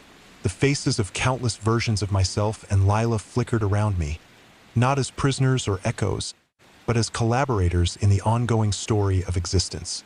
Together, we wove a tapestry of meaning, resilience, and hope. And yet, even in this newfound light, the shadows lingered. The archivists had not vanished. They had become part of the pattern, a reminder that control and chaos are entwined in the fabric of reality. But now I was no longer their subject. I was the guardian of memory, the keeper of the red ribbon's promise. The story I had lived, the terror, the loss, the endless loops, was not a curse but a testament to the indomitable will to remember, to resist, to survive. As I opened my eyes in the dawn of this new reality, I knew that the journey would never truly end. There would always be echoes to chase, shadows to confront, memories to protect.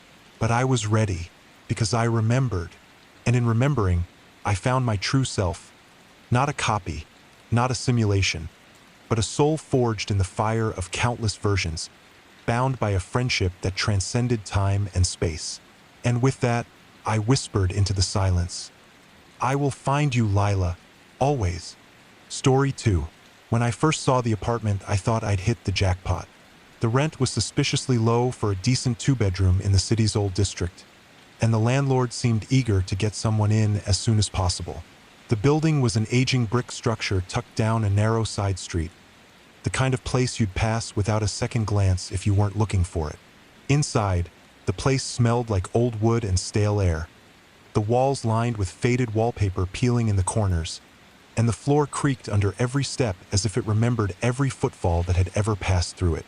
I shrugged off the weird vibe. Moving to a new city meant compromises.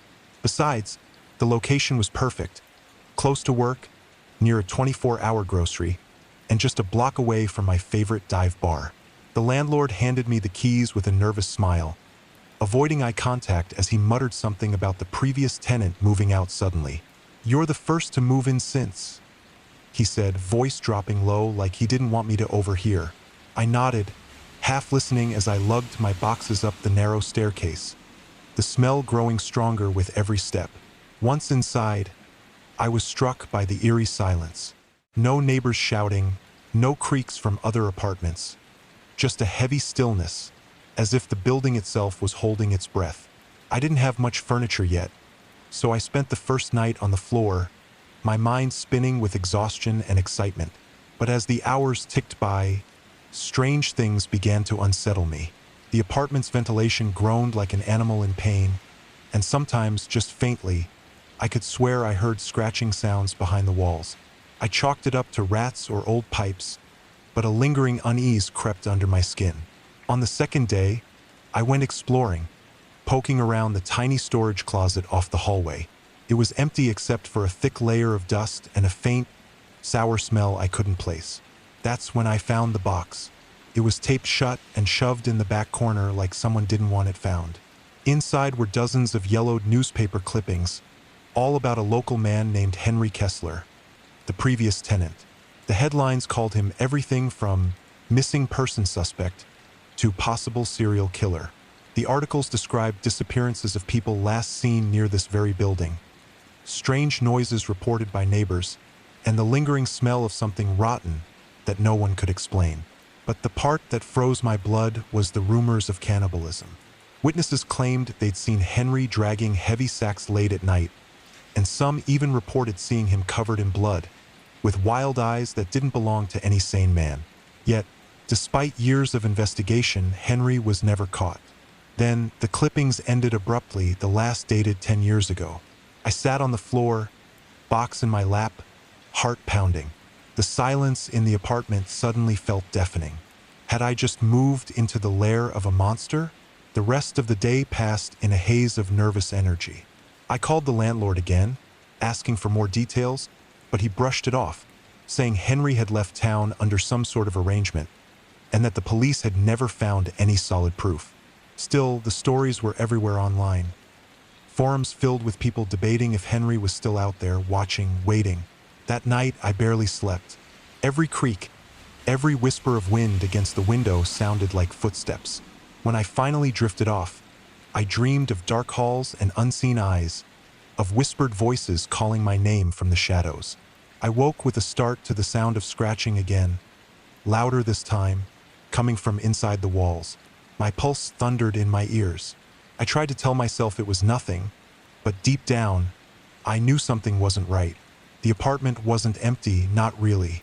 Something was still here, watching, waiting, and I had no idea how long I'd be able to stay before the past caught up with me. Days passed, each one heavier with silence and shadows that seemed to stretch just a little too long, as if the apartment was breathing slowly around me, alive with some secret pulse I couldn't quite grasp.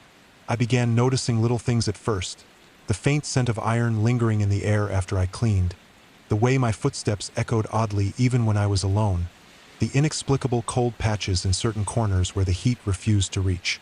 Then came the sounds, the slow dragging noise late at night, like something heavy being pulled across the floor in the empty unit below mine. Though the apartment had been vacant for months, the scratching became worse, no longer confined to the walls but sometimes coming from the ceiling, the floors, even under the floorboards I poked at nervously, half expecting to uncover some hidden crawl space. At one point, I found a small rusty knife tucked behind the stove, smeared with dried, dark stains that looked suspiciously like old blood. I don't know how I didn't notice it sooner, but it was as if the apartment had been hiding its secrets from me, only revealing them when I was too deep to turn back.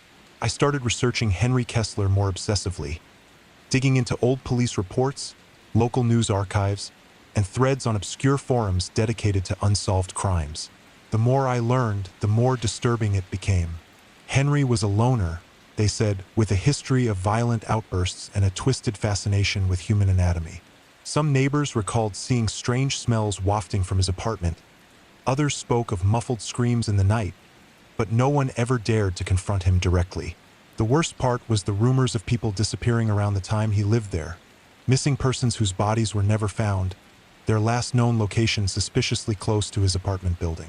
One chilling theory floated on the forums was that Henry wasn't just a cannibal, but a meticulous collector of trophies, keeping parts of his victims hidden somewhere inside the building, pieces of flesh and bone locked away like grotesque souvenirs.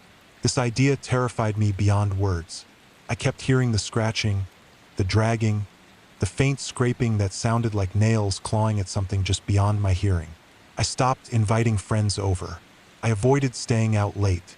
The landlord's evasiveness gnawed at me, especially after I asked if anyone had ever gone through the apartment after Henry left.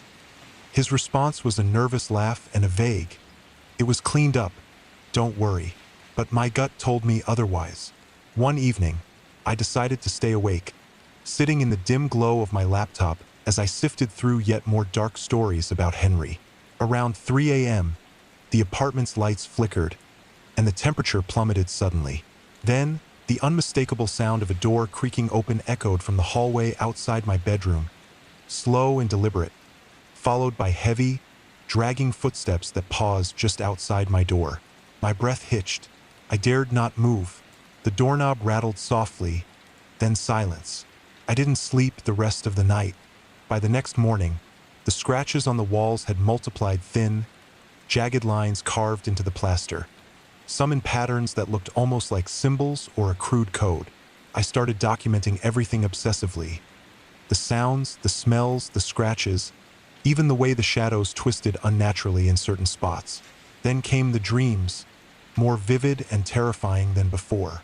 I saw Henry's face, gaunt, wild-eyed, a twisted grin splitting his pale skin, watching me from the darkness. He whispered things I couldn't understand, promises of company and secrets that would never be revealed. One dream ended with him offering me a knife, the handle slick with blood. I woke screaming, clutching my sheets like they were a lifeline. The apartment had turned from a new beginning into a prison of fear. But the worst was yet to come. One night, I awoke to a smell so sickly sweet and metallic it burned my nostrils, like raw flesh left to rot in the heat. The air was thick and heavy. I followed it to the closet where I'd found the newspaper clippings. The door was slightly ajar, the faintest sliver of darkness beckoning me inside. Heart pounding, I opened it fully and found something that will haunt me forever. A shallow pit dug into the floorboards, freshly disturbed soil beneath the loose wood.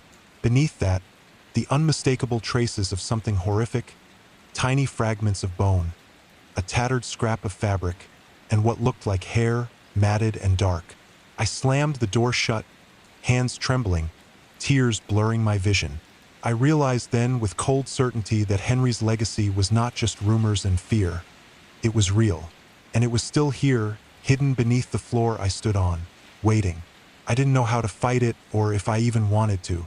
All I knew was that every night since, I feel eyes watching me from the dark corners, feel hands brushing close but never quite touching.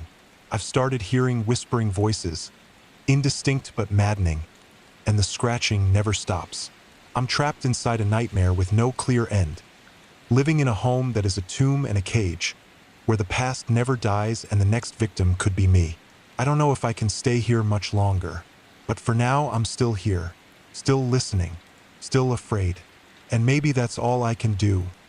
Wait and hope that whatever's lurking in the shadows hasn't decided it's ready for me yet. The days stretched into weeks, and the oppressive feeling in the apartment grew heavier, like a thick fog settling over every inch of the walls and floors. I stopped trusting my own senses. The shadows seemed to move independently, flickering at the edges of my vision just out of focus, and the scratching that once was sporadic became a constant, maddening rhythm that burrowed into my skull. I began to obsessively check every lock, every window, convinced something was trying to get in or get out, though no one ever showed themselves. My dreams devolved into nightmares where I was trapped in a labyrinth of narrow corridors beneath the city, blood slick beneath my feet, and Henry's wild grin always just beyond reach, promising horrors I couldn't fully understand but knew were terrible. I found myself talking to the walls, pleading for the apartment to let me be, to leave me alone. Friends stopped returning my calls. My paranoia made me distant, and I stopped inviting anyone inside. One evening, while trying to calm myself, I began exploring the building beyond my apartment. The hallway outside my door was dimly lit by flickering bulbs that buzzed loudly, the air thick with dust and the smell of mold and something sour that I couldn't place. I walked to the stairwell, pushing open a heavy metal door leading to the basement, a dark, cavernous space full of ancient pipes and rusting machinery. The cold was biting, and I felt an instant chill crawl up my spine as I descended the creaking stairs. At the bottom, I found a maze of forgotten storage rooms, empty except for piles of old trash and peeling paint. But then I noticed something. Smeared handprints in a dark, sticky substance on one of the walls, streaked like frantic scratches. My heart pounded as I ran my fingers over the marks, the smell of decay rising sharply. I thought I heard something shift behind me, a faint scraping, like claws on concrete, but when I turned, there was nothing. I wasn't sure if I was losing my mind or if something was actually there, watching. Returning to my apartment, I noticed the front door's lock had been tampered with. The metal was scratched and bent, as if someone had tried to pick it or force it open. Panic gripped me. I checked every window, every vent, but all seemed secure. Still, I couldn't shake the feeling that I wasn't alone. Then came the noises, at first faint, then louder and closer. The dragging footsteps returned, echoing through the hallways late at night, sometimes accompanied by low, guttural growls that froze my blood. One night, as I sat trembling in the dark, I heard a soft whisper outside my door. "Come out." It hissed, barely audible but unmistakable. I wanted to bolt, to scream, but my body froze. The whisper repeated, "Come out and play." The door handle rattled. I didn't answer. I didn't move. Eventually, the noises stopped, leaving a heavy silence broken only by my own ragged breathing. The next day, I found new scratches carved into my bedroom door. Jagged, frantic marks that looked like they'd been made by nails or claws, fresh and raw. It wasn't just the apartment anymore. It felt like the building itself was alive, a beast feeding on fear and pain. Desperate for answers, I reached out to a local journalist who specialized in cold cases, sending her copies of the clippings and the photos of the scratches and stains. She responded quickly, intrigued and alarmed, and agreed to meet me at the apartment to investigate. When she arrived, the air seemed to thicken, and even she commented on the oppressive atmosphere. We searched every corner, the basement, the closets, peeling back old wallpaper and prying at loose floorboards. Underneath a particularly worn section of the floor in my bedroom, we found something horrifying. A shallow pit dug into the earth beneath the foundation, filled with shards of broken bones and scraps of clothing, fragments stained with old, dried blood. The journalist's face went pale, but she remained professional, documenting everything with her camera. As we worked, the scratching started again, louder this time, coming from the walls surrounding us. The journalist swore she heard whispered voices, but I wasn't surprised anymore. That night, she stayed over, but neither of us slept. We sat in the living room, lights on full blast, as shadows danced menacingly at the edges of the rooms. We shared stories of the building's past, the rumors, the disappearances, the strange odors and noises. She revealed that Henry Kessler's case had been quietly buried by the police after a series of failed raids and missing evidence, with whispers of corruption and cover-ups. No one knew where Henry had gone after he left this building. Some said he disappeared entirely. Others believed he was still lurking, hunting for new victims in the city's shadows. We talked late into the night, both of us wondering if we were safe here or just the latest prey in a long, terrible game. As dawn broke, I realized that no matter what I did, no matter how hard I tried to run or hide, the apartment had already claimed me. Henry's dark legacy was woven into the very walls and floors, and whatever horrors had happened here were far from over. The last tenant might have left, but the monster he embodied was still here, waiting, watching, hungry. After that sleepless night with the journalist, the apartment became a prison I couldn't escape, each creak and whisper echoing in my mind long after the building fell silent. I tried to convince myself that I was just stressed, that the shadows and noises were tricks of the imagination amplified by fear and loneliness, but the evidence piled up too fast to ignore. The scratches on the walls multiplied, now appearing in patterns that sometimes resembled crude drawings of faces twisted in silent screams or distorted human limbs, as if whoever made them was trying to communicate something in a language older than words. The smells returned as well, a sickly sweet stench that would seep from the vents or the cracks in the floorboards, impossible to air out no matter how many times I opened the windows or burned incense. I began to notice things missing. Small personal items I was certain I had left out vanished without explanation, and sometimes furniture was shifted just slightly, as though an unseen presence had moved it while I wasn't looking. My reflection in the cracked bathroom mirror started to warp and distort unnervingly, my own face sometimes flickering into a grimace I didn't recognize, or disappearing altogether for a moment before snapping back into place. I found myself talking aloud, asking questions to the empty rooms, begging the darkness to reveal itself or leave me be, but the silence was always the only answer, until it wasn't. One evening, after a storm rattled the windows and flooded the street with torrential rain, I heard a loud thud from the bedroom closet, a sound like something heavy being dropped, followed by low guttural breathing. My hands shaking, I crept to the closet and flung it open, the stale air inside thick with rot and decay. There, crumpled on the floor, was a tattered notebook bound in cracked leather, yellowed pages filled with scrawled handwriting in a jagged, erratic script. The words detailed a descent into madness, written by Henry himself. Entries about hunger, obsession, and the voices that came from the walls, urging him to hunt, to feed, to survive. The pages described rituals, grisly hunts, and the thrill of taking lives apart piece by piece. A confessional and a manifesto all at once. It ended abruptly, the last entry torn and smeared with what looked like dried blood. I felt bile rise in my throat as I read, realizing that Henry's madness hadn't just been rumors. It had been documented proof, right here beneath my feet, waiting to be found. I wanted to burn the notebook, to destroy the awful legacy, but something stopped me. Maybe it was fear or curiosity, or a terrible need to understand what I was dealing with. That night, the whispers returned, louder and clearer than ever before. They weren't just voices now. They were commands, beckoning me deeper into the darkness. Join us, they hissed. Feed the hunger. Sleep became impossible, and my dreams twisted into nightmares of being hunted, torn apart by unseen hands, or worse, becoming the hunter myself. My skin crawled with paranoia, and I began to barricade the doors and windows with whatever I could find. Chains, old furniture, anything to keep the darkness out. Yet, every barrier I built felt useless against the creeping presence that slithered through cracks and shadows. One night, desperate for some escape, I left the apartment and wandered the empty streets until dawn, hoping that daylight might break the spell. But when I returned, I found the front door unlocked, the locks undone. Inside, the apartment was colder than ever, and the furniture rearranged in a way that felt deliberate. Chairs overturned, the bed pushed into a corner, the walls marked with fresh scratches spelling out a chilling message.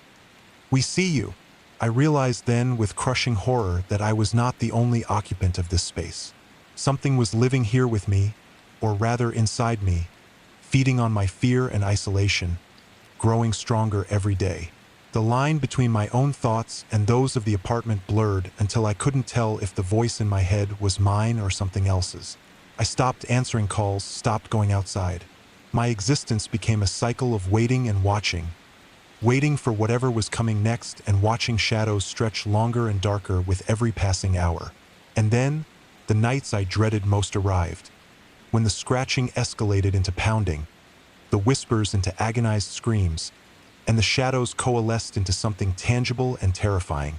One such night, I awoke to the sound of my bedroom door creaking open slowly, and a figure standing just inside, tall, gaunt, with wild eyes that burned like coals and a smile that split its face wide enough to reveal sharpened teeth stained dark with old blood.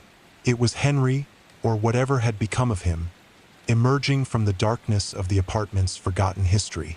I couldn't move or scream, frozen by terror as it stepped closer, the stench of decay and death filling my lungs.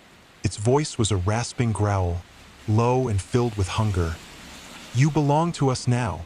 In that moment, I understood the terrible truth. The apartment was a trap, a feeding ground, a living nightmare, and I was the newest prey, slowly consumed by the legacy of the last tenant who was never caught. After that night, when I saw Henry's gaunt figure step from the shadows of the apartment, I knew that whatever grip the building had on me was no longer just psychological. It was something far darker, something alive. Days passed, or maybe weeks. Time lost all meaning as the apartment swallowed me whole. I barely left my bedroom, barricading the door with anything I could find, but the pounding and scratching never stopped. It only grew louder, as if whatever haunted this place was trying to claw its way through the walls, into my mind, into my very soul. The whispers became a chorus, echoing through the hallways and inside my head, chanting in a language I didn't understand, yet somehow knew. I began seeing glimpses of figures lurking just beyond the edges of my vision, fleeting shadows that vanished whenever I tried to focus. Mirrors became my enemy. Reflections flickered and twisted into grotesque parodies of myself, sometimes showing Henry's twisted grin instead of my own face. I stopped trusting my senses altogether, questioning every sound, every movement. I knew the others were there, other victims, other lost souls trapped in this building's endless nightmare. I could hear their faint cries for help, their murmurs merging with the incessant voice that filled my mind. One night, I awoke to cold fingers brushing my skin, an icy touch crawling down my spine. I spun around, but the room was empty. The scratching came again, louder and more desperate, coming from the closet, the walls, beneath the floor. I forced myself to stand, to face the source. Opening the closet door revealed nothing but darkness, but as I stepped inside, the world shifted. The air thickened, the shadows deepened, and I found myself staring into a corridor that should not exist.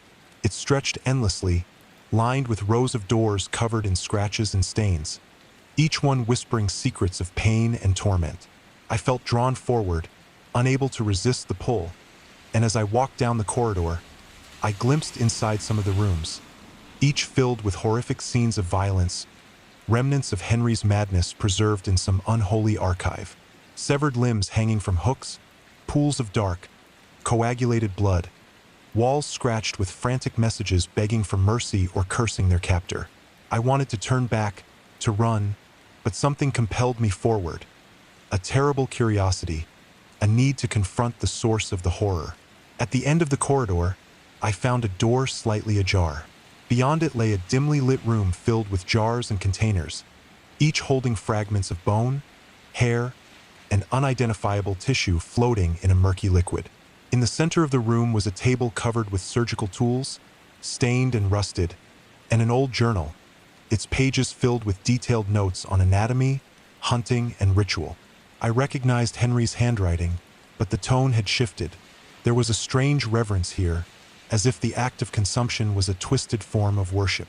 Suddenly, the door slammed shut behind me, and the whispers turned into screams. The walls seemed to close in, pulsating with an unnatural rhythm. I clawed at the door, but it wouldn't budge. The screams grew louder, filling my ears, drowning out all thought. Then, through the madness, a voice pierced the chaos, a cold, whispering promise. Join us, feed the hunger, and you will never be alone. The room darkened, and I felt cold hands grip my arms, dragging me toward the table. Panic surged, but a strange calm followed. I realized then that Henry's hunger wasn't just physical. It was a curse, a darkness that infected the soul, twisting it until the victim became a part of the nightmare. Another feeder in the endless cycle. Somehow I fought back, breaking free from the grip and forcing the door open. I stumbled into the hallway, gasping for air, the screaming fading to distant echoes. I fled through the maze of corridors, the building seeming to reshape itself around me, twisting and folding like a living thing determined to keep me inside forever. When I finally burst into my apartment, I locked every door and window and collapsed on the floor, tears streaming down my face. The hunger was still there, lurking beneath my skin, a shadow I could neither shake nor embrace. Days later, I found the landlord's number buried in my phone and called him in desperation. His voice was low, trembling as he confessed the truth I'd feared. The building had a long history of disappearances, all connected to Henry's time here. The police had tried and failed to find evidence. The building's walls seemed to swallow it all. Some tenants fled, others vanished without a trace. The landlord warned me to leave, but I was trapped, physically by the apartment's oppressive grip, mentally by the hunger growing inside me. Now, every night I feel the presence creeping closer, whispering promises of power and release. The scratches on the walls have multiplied, spelling out my name in jagged letters. The reflection in the mirror grins back at me with Henry's twisted smile. I don't know how much longer I can resist. The last tenant was a suspected cannibal who was never caught, but now I fear the truth is worse. The monster never left. It's inside me. The days became a blur of restless anxiety and creeping dread as the apartment seemed to tighten its grip around me like a noose slowly constricting my throat. I couldn't escape the whispers that echoed endlessly in the silence, nor the suffocating shadows that pooled in the corners like liquid darkness, ready to swallow me whole. Sleep had become a distant memory. Every time I closed my eyes, I was thrust back into that endless corridor lined with blood-stained doors, that hellish chamber filled with jars of horror and the scent of decay so thick it clawed at my lungs. My reflection had become a cruel joke. No longer my own, but a twisted visage that leered and sneered back at me, with eyes full of hunger and madness I was sure weren't mine alone. I started writing a journal to keep hold of what little sanity I had left, but even the ink seemed to bleed into the pages, as if the apartment itself wanted to erase my story before it was fully told. Strange things began happening with my body. I would wake with bruises I couldn't explain, deep scratches carved into my arms, and once, inexplicably, a deep bite mark on my shoulder that wasn't there the night before. It was as if something inside me was fighting to break free, or worse, that I was becoming something else entirely. The hunger Henry wrote about in his cursed notebook wasn't just metaphorical. It gnawed at my insides like a living thing, a ravenous beast that whispered terrible promises of power and release if I would only give in. I resisted, but the fight was growing weaker with every passing hour. One night, I awoke to find the apartment transformed. The walls dripped with a dark, viscous liquid that smelled of iron and rot, pooling into sinister shapes on the floor. The mirrors shattered spontaneously, their fragments reflecting countless versions of Henry's grinning face, each more twisted and grotesque than the last. The room temperature plummeted, and the air filled with that sickly sweet stench I'd come to associate with death and decay. Panic overtook me, but there was nowhere to run. As I backed toward the door, the shadows coalesced into a figure. The tall, gaunt man with wild, bloodshot eyes and a smile that promised oblivion. He reached out, fingers like claws brushing my skin, sending icy tendrils of despair flooding through my veins. "You can't hide," he hissed. "You are mine now." The whispers turned to screams, and the apartment seemed to pulse with a heartbeat that wasn't human. I tried to scream, but no sound escaped.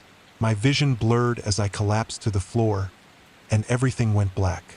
When I came to, the room was silent, normal almost, but I knew the darkness was still there, just beneath the surface, waiting for the moment I let my guard down. Days later, I found myself standing in front of a cracked photograph taped to the wall behind the broken bathroom mirror. A grainy image of Henry, smiling eerily, holding a small child whose face was obscured by shadows. I had never seen this photo before, yet it stirred something deep inside me. A mixture of fear, sorrow, and a desperate longing to understand the monster who had lived here before me. I realized then that this wasn't just Henry's story. It was part of mine now, woven into the very fabric of my being. A dark legacy I could never escape. The apartment was alive, feeding on my fear and slowly turning me into a reflection of the man who had vanished without a trace but never truly left. I don't know how much longer I have before I become the next missing tenant, whispered about in chilling rumors and newspaper clippings, the subject of nightmares told around flickering campfires. But one thing is certain. The last tenant was a suspected cannibal who was never caught, and the darkness that consumed him is still here, waiting, hungry, and patient. And now, so am I. I had lost track of time entirely. Days and nights blended into a seamless, suffocating nightmare where the apartment dictated every moment of my existence. The hunger inside me grew with a ferocity I could no longer deny, gnawing relentlessly, whispering promises that twisted my thoughts and clouded my judgment. My reflection in every shattered mirror mocked me, a grotesque parody of a man consumed by fear and something far darker. One evening, in a moment of desperate clarity, I ventured into the basement once more, compelled by a mixture of dread and the need for answers. The familiar metallic stench assaulted me as I descended the stairs, the flickering light casting long, skeletal shadows that seemed to twitch and writhe like living things. At the far end of the basement, behind a rusted, chained door I hadn't noticed before, I found a hidden room, the very heart of the apartment's sinister secret. Inside, shelves lined with jars filled with murky fluids housed grotesque specimens. Severed fingers, shards of bone, clumps of hair, and eyes staring blankly through the glass as if accusing me of complicity. The walls were scrawled with cryptic symbols and macabre diagrams that looked like a twisted anatomy lesson from a deranged mind. In the center stood an ancient wooden table, stained dark with dried blood, and atop it lay a notebook, the same one I had found before, but now thick with new entries written in a frenzied hand. The words described rituals and dark ceremonies meant to bind the apartment's malevolent spirit, a curse born of the twisted desires and horrors Henry had indulged in. As I read, the temperature dropped, and the shadows deepened, coalescing into a towering figure whose wild, bloodshot eyes bore into mine with a hunger that transcended human understanding. It was Henry, or the monstrosity he had become, emerging from the abyss to claim what was his. My mind reeled as his voice echoed in my skull, whispering promises of power and eternal belonging if I surrendered to the darkness. The air thickened with the scent of decay and iron, and I felt invisible hands dragging me toward the table, the hunger inside me roaring to life in response. I struggled, but the apartment's grip was unyielding, binding me with chains forged from fear and despair. In that moment, I understood the terrible truth. This place was a living nightmare, a trap designed to feed on souls and perpetuate a cycle of horror and madness. The last tenant's fate was sealed, and now I was to become another chapter in the apartment's cursed history. But even as the darkness closed in, a spark of defiance flickered within me. I refused to be consumed without a fight. Summoning every shred of willpower, I tore myself free from the invisible bonds and fled, stumbling through the twisting corridors that now shifted and writhed like the belly of some great beast. I burst through the apartment door into the cold night air, gasping for breath, the whispers fading into a chilling silence.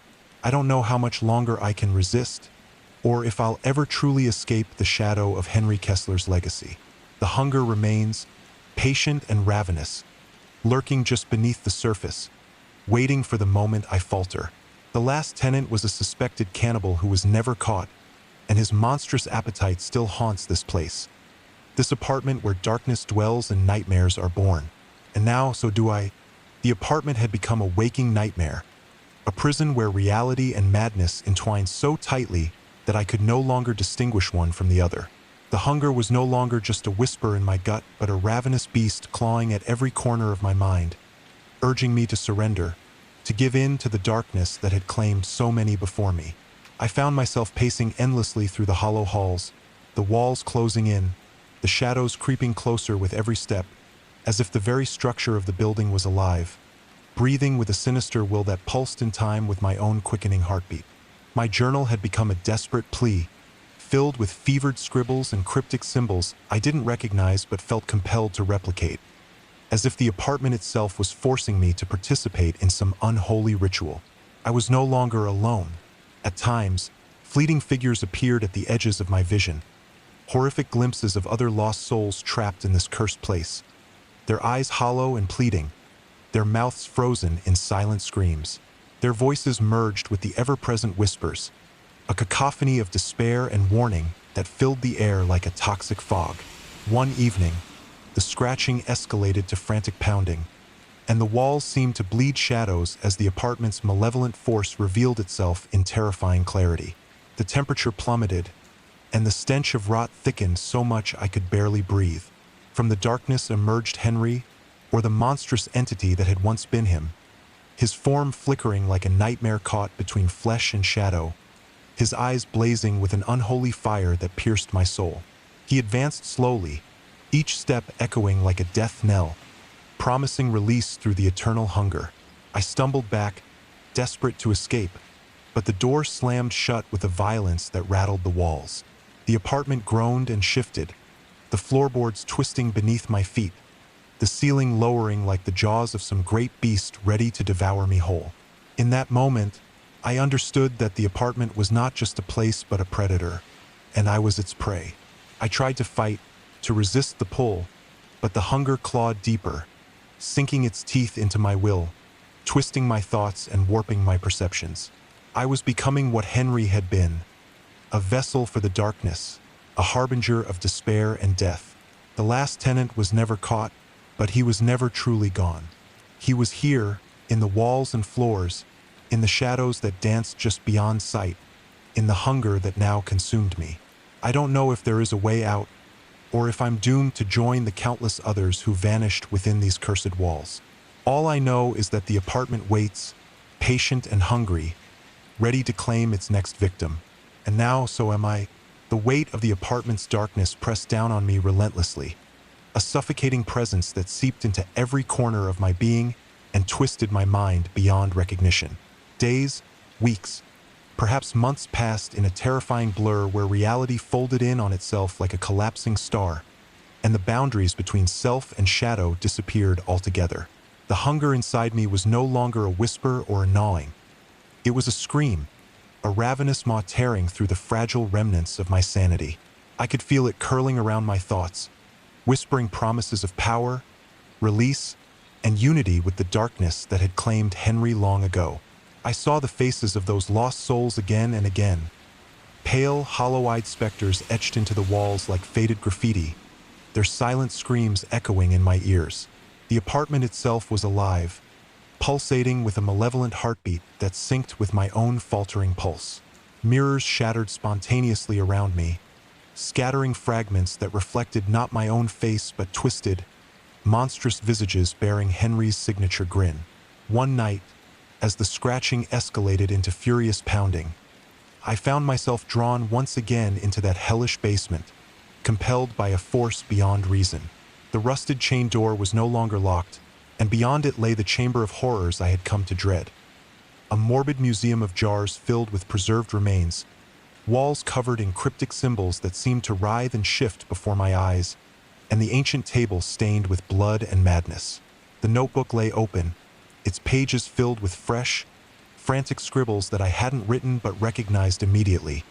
The thoughts of the darkness invading my mind. Henry was not gone. He was here, within me and around me, a symbiotic parasite feeding on fear and flesh alike. As I touched the pages, a cold hand gripped my shoulder, and I spun around to face the monstrous apparition. A shifting form of shadow and bone, eyes burning with malevolence, mouth stretched into a smile dripping with malice. It spoke without words. A voice felt deep within my chest, promising oblivion and eternal hunger. The apartment shook, walls bleeding shadows, as the darkness surged forward to engulf me. I screamed, but the sound was swallowed by the void, and I fell into the abyss, losing all sense of time, place, and self. When I awoke, the apartment was silent, deceptively calm. But I knew the truth: there was no escape. The last tenant was never caught, not because he fled, but because he was consumed, transformed into the darkness that dwells here still. And now, so am I. The apartment waits, hungers, and watches, and I am its newest prisoner, trapped in an eternal nightmare with no end in sight. I don't know how much longer I can hold on to whatever shreds of sanity remain, or if I even want to. The apartment's darkness isn't just a presence anymore. It's a part of me, intertwined with my every thought, my every breath. I've become a shadow of the man I once was, a prisoner within these walls that echo with the screams of those who came before me. The hunger that once whispered has become a roaring beast, gnawing relentlessly, a reminder that the last tenant was never truly gone. He didn't just vanish. He was consumed, transformed, becoming the apartment's eternal hunger, a monster that never sleeps. And now, I feel myself slipping deeper into that same abyss. The photographs, the jars, the scratches, they aren't just reminders of a past horror but warnings for the future. The apartment waits patiently for the next soul foolish enough to cross its threshold, to become another chapter in its endless story of terror. I have tried to leave. I've packed bags and fled down the stairs, the city lights beckoning with the promise of freedom. But somehow the building pulls me back, its grip unbreakable. Doors lock themselves behind me.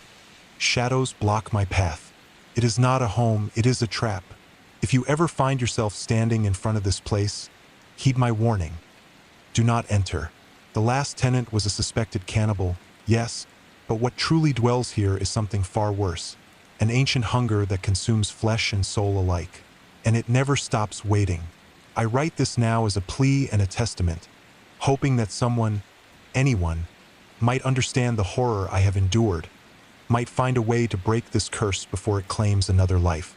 I don't know if I'll survive the night or the next, but if this is my final message, know this: the darkness is real, it is alive, and it will find you. This is the story of the apartment where the last tenant was never caught, because he never left. And now neither have I. Story 3. I grew up knowing very little about my family's past. Our lives had always been shrouded in secrecy, wrapped in layers of lies carefully constructed by adults who refused to speak about anything remotely connected to the past. My earliest memories are of moving, again and again, always to towns so small you couldn't find them on most maps, with new names, new schools, and new people who would never quite fit. My parents were always tense, always watching, whispering behind closed doors. The truth came to me slowly years after I left home. It was only after my mother died, and my father's health began failing, that I found a box buried deep in their attic. A dusty, locked box marked with a warning, "Do not open until you are ready. Curiosity 1." Inside, I found a collection of official documents, grainy photographs, letters, and cassette tapes. Pieces of a puzzle I had no idea existed. Our family was in the witness protection program. That much I understood immediately, but the why, the real reason why, was something darker, something no one had ever told me, something that chilled me to my core. The tapes were recordings of conversations between my parents and shadowy government agents. Discussions about a case that had shaken the country years before I was born. Names were whispered that sent shivers down my spine. Names connected to brutal murders, disappearances, and a criminal empire that thrived on fear and silence. As I pieced the story together, it became clear that my family had been caught in the crosshairs of a terrifying war between a clandestine cult and the government. A war that had claimed lives, erased identities, and created ghosts where people once lived. My parents had been witnesses to something so horrifying, so unthinkable, that their only chance at survival was to vanish completely, to become strangers in a stranger land. But the darkness they fled had not forgotten them. There were threats I had never known about, shadows lurking just beyond the veil of my childhood memories. Strange calls in the night, unmarked cars that followed us, and nightmares that weren't mine but belonged to a history I wasn't ready to face. When I started to dig deeper, I found evidence that the cult, a secret society with roots far older and more twisted than anyone imagined, had eyes everywhere, even now. They had infiltrated places I once trusted, the police, the courts, even the witness protection program itself. The truth was worse than any horror story I had ever heard. This wasn't just about criminals and cops. It was a nightmare conspiracy, an unending cycle of violence and cover-ups designed to keep the truth buried and the guilty protected. As I write this, I am being watched. I know that by revealing what I found, I put myself in danger. But I have to tell this story, the story of my family, of the nightmare we escaped but never left behind. The story of why we were forced to disappear, and why the darkness is still coming for us. After the initial shock of discovering our family's hidden history, I couldn't stop myself from obsessively poring over every document, every grainy photograph, every frayed page of the tapes. The tapes were the most haunting, crackling recordings of whispered conversations and frantic voices discussing a case so dark it was almost incomprehensible. They spoke of a series of ritualistic murders, bodies found with symbols carved into the flesh, locations where no one dared tread, and people who disappeared without a trace. Victims of something far more sinister than any serial killer. My parents' voices would break at points, fear bleeding through their otherwise controlled tones. They had been key witnesses, but not just to a crime.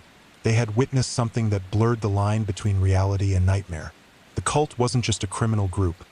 They were something older, rooted in ancient, occult beliefs that involved sacrifices and mind control, pulling strings that reached into the highest levels of power.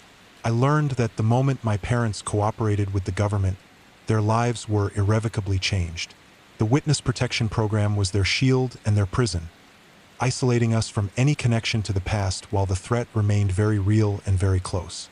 But despite the forced new identities and relocations, strange things followed us. Calls with no voice on the other end, strange symbols etched on the walls of our homes after a move, and people in the shadows who vanished when confronted. One chilling detail emerged from a transcript, a name repeated over and over, a leader of the cult known only as the Shepherd. No one knew his true identity, but his influence was immense and his reach terrifying. I discovered that this shepherd was rumored to use psychological manipulation and drugs to turn his followers into unthinking slaves who committed unspeakable acts. The tapes detailed attempts to infiltrate the government and law enforcement, erasing evidence and silencing witnesses who spoke too loudly. The deeper I dug, the more I realized my family had narrowly escaped death multiple times. Their survival a fluke in a war they were never meant to fight. It explained the strange disappearances of other families in the program and why certain cases were left unsolved or mysteriously closed. There was also a name that kept appearing alongside my family's, one that chilled me to my bones: Project Lazarus. The documents were sparse on details, but what I found hinted at unethical experiments, brainwashing, and the use of ritualistic violence to break will and reconstruct identities. My family was not just protected, they were part of something far more dangerous, something that tested the limits of human endurance and morality. As the pieces came together, a creeping paranoia gripped me. I could no longer trust anyone, not even those who claimed to protect us. The government agents in the tapes sounded desperate, fearful of a mole, of betrayal from within. My parents had never told me, but I now knew why. They were protecting me, trying to keep me from becoming a target. I felt the walls closing in, the shadows lengthening, as if the past itself was alive and hunting me. I reached out to a former agent mentioned in the tapes, someone who had disappeared after the case was supposedly closed. Tracking him down was almost impossible, but eventually, a faded, cracked letter arrived in the mail, and signed and bearing no return address. Inside was a single sentence written in shaky handwriting: "They are still watching. You're not safe." From that moment, my life fractured into a waking nightmare. Strange figures appeared at the edges of my vision, people who shouldn't exist. My phone calls were monitored, my emails intercepted. The very people sworn to protect me might be working for the cult. Fear became my constant companion, and sleep turned into a battle against the darkness pressing in from every side. But despite the terror, I had to know the truth.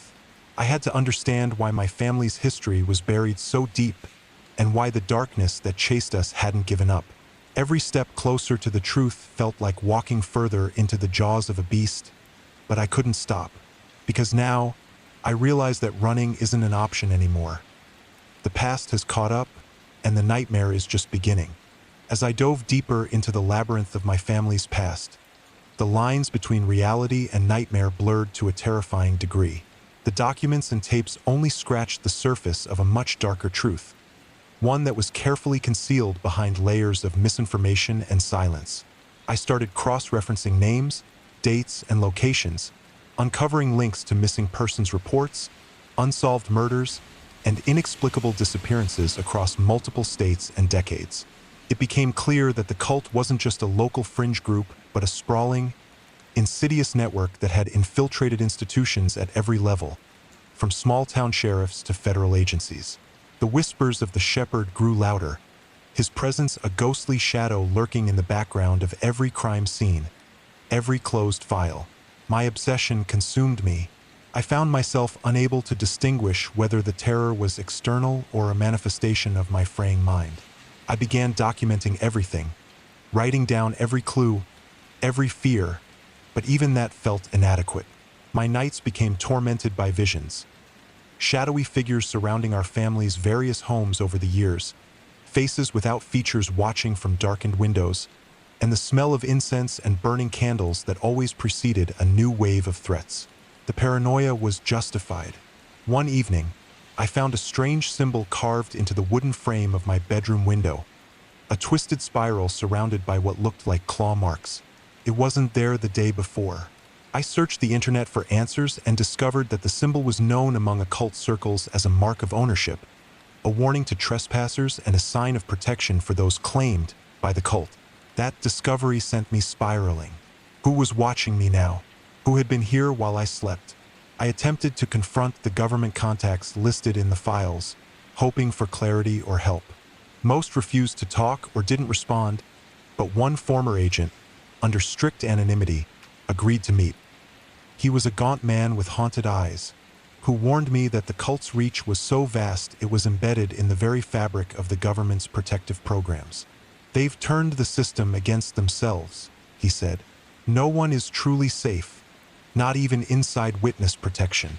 He spoke of Project Lazarus in chilling detail, a covert operation where select witnesses were subjected to experimental treatments to erase memories and forge new identities. But the process often failed, leaving fragments of trauma and horror that could resurface violently. According to him, my family had been part of this twisted program, their relocation and new identities more than just protection. They were attempts to bury a secret too dangerous to live. The agent warned me that those involved in Project Lazarus were being hunted not only by the cult but also by factions within the government desperate to keep the entire operation buried. The stakes were life and death, and he urged me to stop digging, to disappear if I valued my life. But I couldn't. Every revelation pulled me deeper into a conspiracy that felt more like a nightmare every day. I started noticing oddities in my own behavior, gaps in memory, moments where I would lose time, feelings of being watched even in the most public places. My dreams were invaded by visions of ritual sacrifices, chanting figures in hooded robes, and a cold, omnipresent force promising power in exchange for loyalty. One night, I awoke to find a cassette tape on my nightstand, one I hadn't placed there, labeled simply, "For Your Eyes Only." Against my better judgment, I played it. The tape contained distorted voices and a chilling message. "You are marked. The shepherd knows. The time has come." After that night, I felt the presence intensify. Doors creaked open on their own, lights flickered, and cold spots followed me through my apartment. It became impossible to ignore the fact that I was no longer just a seeker of truth. I was a target, a pawn in a game far older and crueler than I ever imagined. The pieces of my family's history, once distant and vague, had transformed into a living nightmare I couldn't escape. The cult's shadow stretched long and dark, promising that no one who knew too much could ever truly hide.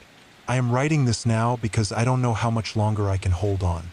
The past isn't behind me, it's catching up. And when it finds me, I fear there will be no escape.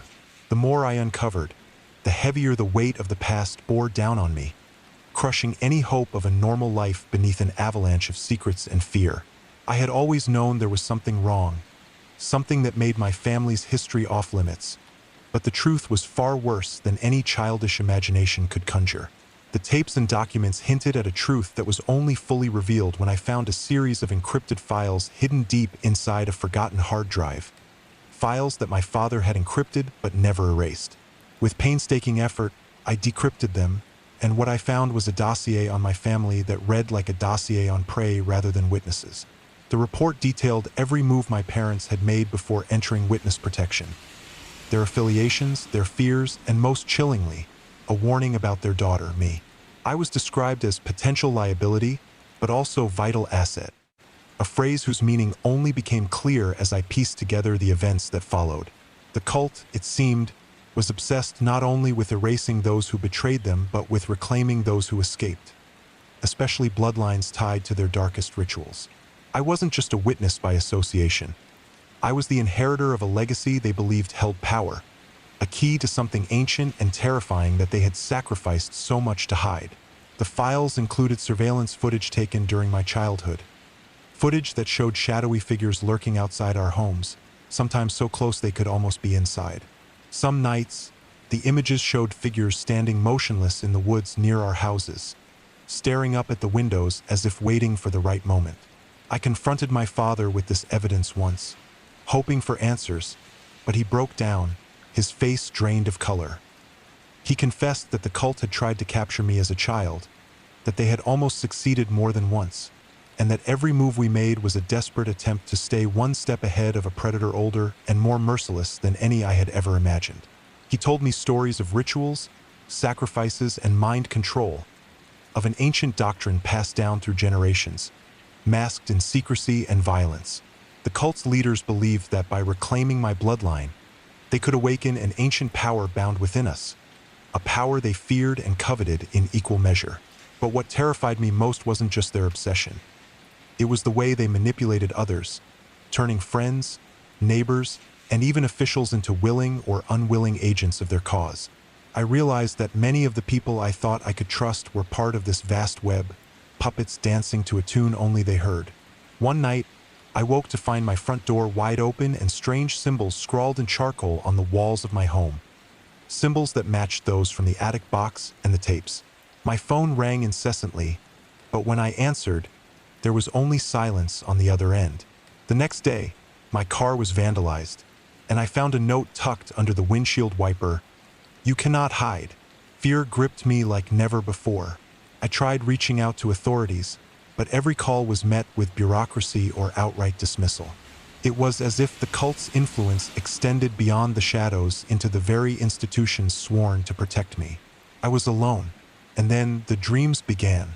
Not just nightmares, but visions so vivid they felt like memories. Not mine, but something ancient and shared. I saw dark ceremonies held under moonlight, cloaked figures chanting around fires, and a figure standing at the center, commanding with an authority that chilled me to my bones. The figure's face was always obscured, but I knew in my gut it was the shepherd. I could feel the pull of those rituals, a magnetic force tugging at my soul, promising power but demanding unspeakable loyalty. My waking hours blurred with my dreams, and I began to question my own sanity. Was I becoming one of them? Was this legacy something I carried in my blood, waiting to be awakened? Or was it a curse, an eternal prison disguised as family history? With every passing day, the presence grew stronger. I felt eyes on me constantly, even in crowded places. Strangers would follow me at night, vanishing when confronted. The shadows lengthened, filling every corner of my mind and my life. And the hunger, the same hunger I heard whispered in the tapes, was inside me now, a gnawing void that only seemed to grow. I don't know how much longer I can fight this, but I have to try, because if I don't, I risk becoming the next lost soul in a long line of victims, swallowed whole by the darkness that my family tried so desperately to escape. This is my story, my warning. Some secrets are buried for a reason, and some legacies are darker than death itself. The cult never stopped hunting us, and now they're hunting me. The line between my reality and the nightmare I had inherited grew thinner each day, until it felt like I was living inside a waking hallucination where trust was a forgotten word and every shadow could hide a predator. My attempts to reach out for help dissolved into frustration and fear as I realized the cult's reach was more extensive than I could have ever imagined. Friends disappeared, faces turned cold or hostile, and every inquiry I made into my family's past seemed to vanish from records or was met with stonewalling silence. The government officials who once protected my parents now appeared to be either pawns or terrified ghosts, unwilling or unable to intervene. And then there were the symbols, the relentless, creeping marks that began to appear not just at my home but on my car, my belongings, even in places I had never been but somehow knew about. Each mark was a sinister reminder that the cult was watching, communicating, and controlling, leaving a trail that both terrified and fascinated me.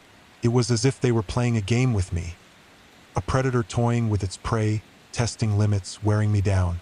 The dreams invaded every moment of peace, morphing into visions that forced me to relive moments from the past I had never lived, memories that belonged to my ancestors or the cult's victims. I saw dark forests where sacrifices were made, heard chants echoing in the wind, and felt a cold grip squeezing my heart with ancient malice. In these visions, I sometimes glimpsed a figure cloaked in shadow, whose eyes burned with a terrible light. The shepherd, the cult's elusive leader, whose presence was both everywhere and nowhere. I began to question whether I was losing my mind or if the dark legacy of my bloodline was awakening within me. The isolation was suffocating.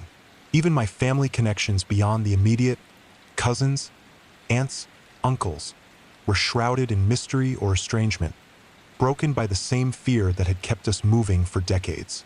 I tried to find allies among those who had survived or escaped the cult's reach, but the stories were all the same. Disappearances, suicides, madness, or worse.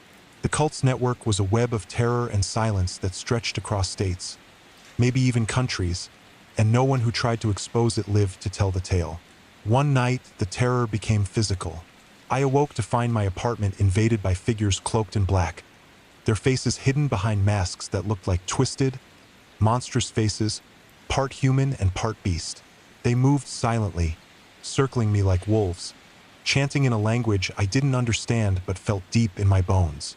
I was frozen by fear as one stepped forward, reaching out a hand that seemed to burn with a dark fire. The leader's voice was a hiss, promising that my fate was sealed, that resistance was futile, and that my family's legacy was mine to inherit whether I wished it or not. I fought with every ounce of strength I had, screaming until my voice was raw, but the figures vanished like smoke when the first rays of dawn broke through the windows. The next morning, I found a new symbol carved into my front door, an intricate spiral surrounded by runes, and beneath it, a single word written in crimson: return. I knew what it meant. The cult was demanding my submission, my return to the fold, and if I refused, the consequences would be worse than anything I had yet endured. I was trapped in a nightmare that had no end, caught between a past I didn't choose and a future I feared was already written. But despite everything, a part of me refused to give up. I began gathering everything I had: documents, recordings, photographs, in the hope of exposing the truth, of breaking the cycle before it swallowed me whole. I'm writing this now as both confession and warning, knowing that with every word I risk drawing their attention closer. If you're reading this, understand that some families carry shadows that stretch across generations, that some secrets are guarded with blood and fear, and that the darkness can reach anyone, anywhere. My family was in witness protection for a reason I'm only now beginning to understand. The cult never stopped hunting us, and now they're hunting me. By this point, the lines between reality and nightmare had dissolved entirely, leaving me adrift in a suffocating fog of dread and paranoia. Every creak in the night sounded like the footsteps of hunters closing in. Every glance over my shoulder revealed shadows that weren't mine, and every phone call, every text message, felt like a trap tightening around my throat. The symbols became a language I could neither escape nor fully understand. Their dark geometry seared into my memory, appearing on walls, in dreams, and even on my own skin as faint bruises and scratches that I couldn't explain. It was as though the cult was marking me, claiming me piece by piece. My investigations had uncovered names and places that should not have existed outside of classified files. Secret compounds hidden in the woods, rituals recorded on damaged tapes, and the faces of other victims whose disappearances had been brushed aside by authorities. One particularly haunting discovery was a series of handwritten letters from my mother to an unknown recipient, letters that hinted at the immense guilt and fear she carried. She spoke of a final plan to protect me, a desperate hope that I would one day uncover the truth and have the strength to fight. But those letters were also warnings of betrayal, of eyes everywhere, and of a darkness that consumed everything it touched. It was during one of these late-night reading sessions that I realized the terrifying truth. My own memories were fragmented and possibly manipulated. There were holes where entire chunks of time should have been, moments I could neither recall nor explain. It was as if part of my mind had been deliberately erased, perhaps in a bid to shield me from the worst horrors or to prepare me for something far worse. The agent I had contacted months before reappeared in my life briefly, slipping me a flash drive in a dimly lit parking garage before disappearing again into the shadows. The files on it revealed a covert government task force dedicated to monitoring the cult, an operation named Project Lazarus, which matched the cryptic references I'd seen in my father's encrypted files. The task force's reports detailed horrifying experiments aimed at erasing memories and reprogramming witnesses, but the project had been shut down after numerous failures, cover-ups, and disappearances. The deeper I dug, the clearer it became that my family's placement in witness protection was less about safety and more about containment, a way to keep dangerous knowledge buried beneath layers of false identities. I was both a victim and a key player in a game I didn't understand. The nights grew darker, the shadows more aggressive. I began to feel the cult's presence not just as an external threat, but as an invasive force inside me, whispering promises of power and peace in exchange for surrender. I resisted, but the hunger was real, a gnawing void that refused to be silenced. Then came the night I found myself drawn to an old church on the outskirts of town, a place I'd never visited, but which pulled me with magnetic force. Inside, the air was thick with incense and decay, and the walls were covered in symbols I recognized from the tapes and letters. At the altar stood a figure cloaked in black, his face obscured but his eyes blazing with unnatural light. He spoke my name, beckoning me to join to embrace the legacy I had tried to run from. I fled, but the experience shattered what little resolve I had left. I knew then that the cult's reach was not limited to the physical world, but extended into the very soul. I am writing this now because I am running out of time and options. The darkness is closing in, the hunters are closer than ever, and the truth I carry is a curse as much as it is a revelation. If you find this, know that my family's story is not unique, that there are forces far beyond comprehension controlling lives and histories, that the shadows we fear are often the smallest part of the nightmare. My family was in witness protection to hide from horrors that never stopped hunting us. And now they are hunting me. The walls I thought I had built around myself began to crumble beneath the weight of relentless fear and creeping madness. Every waking moment was haunted by the past, every shadow a whisper of the cult's insidious presence. I realized the fight was no longer about uncovering the truth, but about survival. Survival against a force that could bend reality, erase identities, and consume souls. My attempts to reach out to anyone who might help ended in silence, or worse, warnings veiled in threats. The once reassuring voice of the government now felt cold and distant, and I understood with a sickening certainty that the very system designed to protect me was compromised, infiltrated by the same darkness I sought to escape. I began keeping meticulous records, desperate to document what was happening, even as the lines between paranoia and reality blurred beyond recognition. The symbols that marked me grew more elaborate, appearing carved into my furniture, etched into mirrors, and scrawled on walls in places I couldn't explain. The hunger inside me was a growing beast, gnawing relentlessly, promising a twisted form of salvation if I would only surrender. Then came the final revelation. A hidden room behind a false wall in my childhood home, discovered only after years of searching through abandoned property records and vague memories. Inside, I found artifacts of a ritual so ancient and grotesque that it defied belief.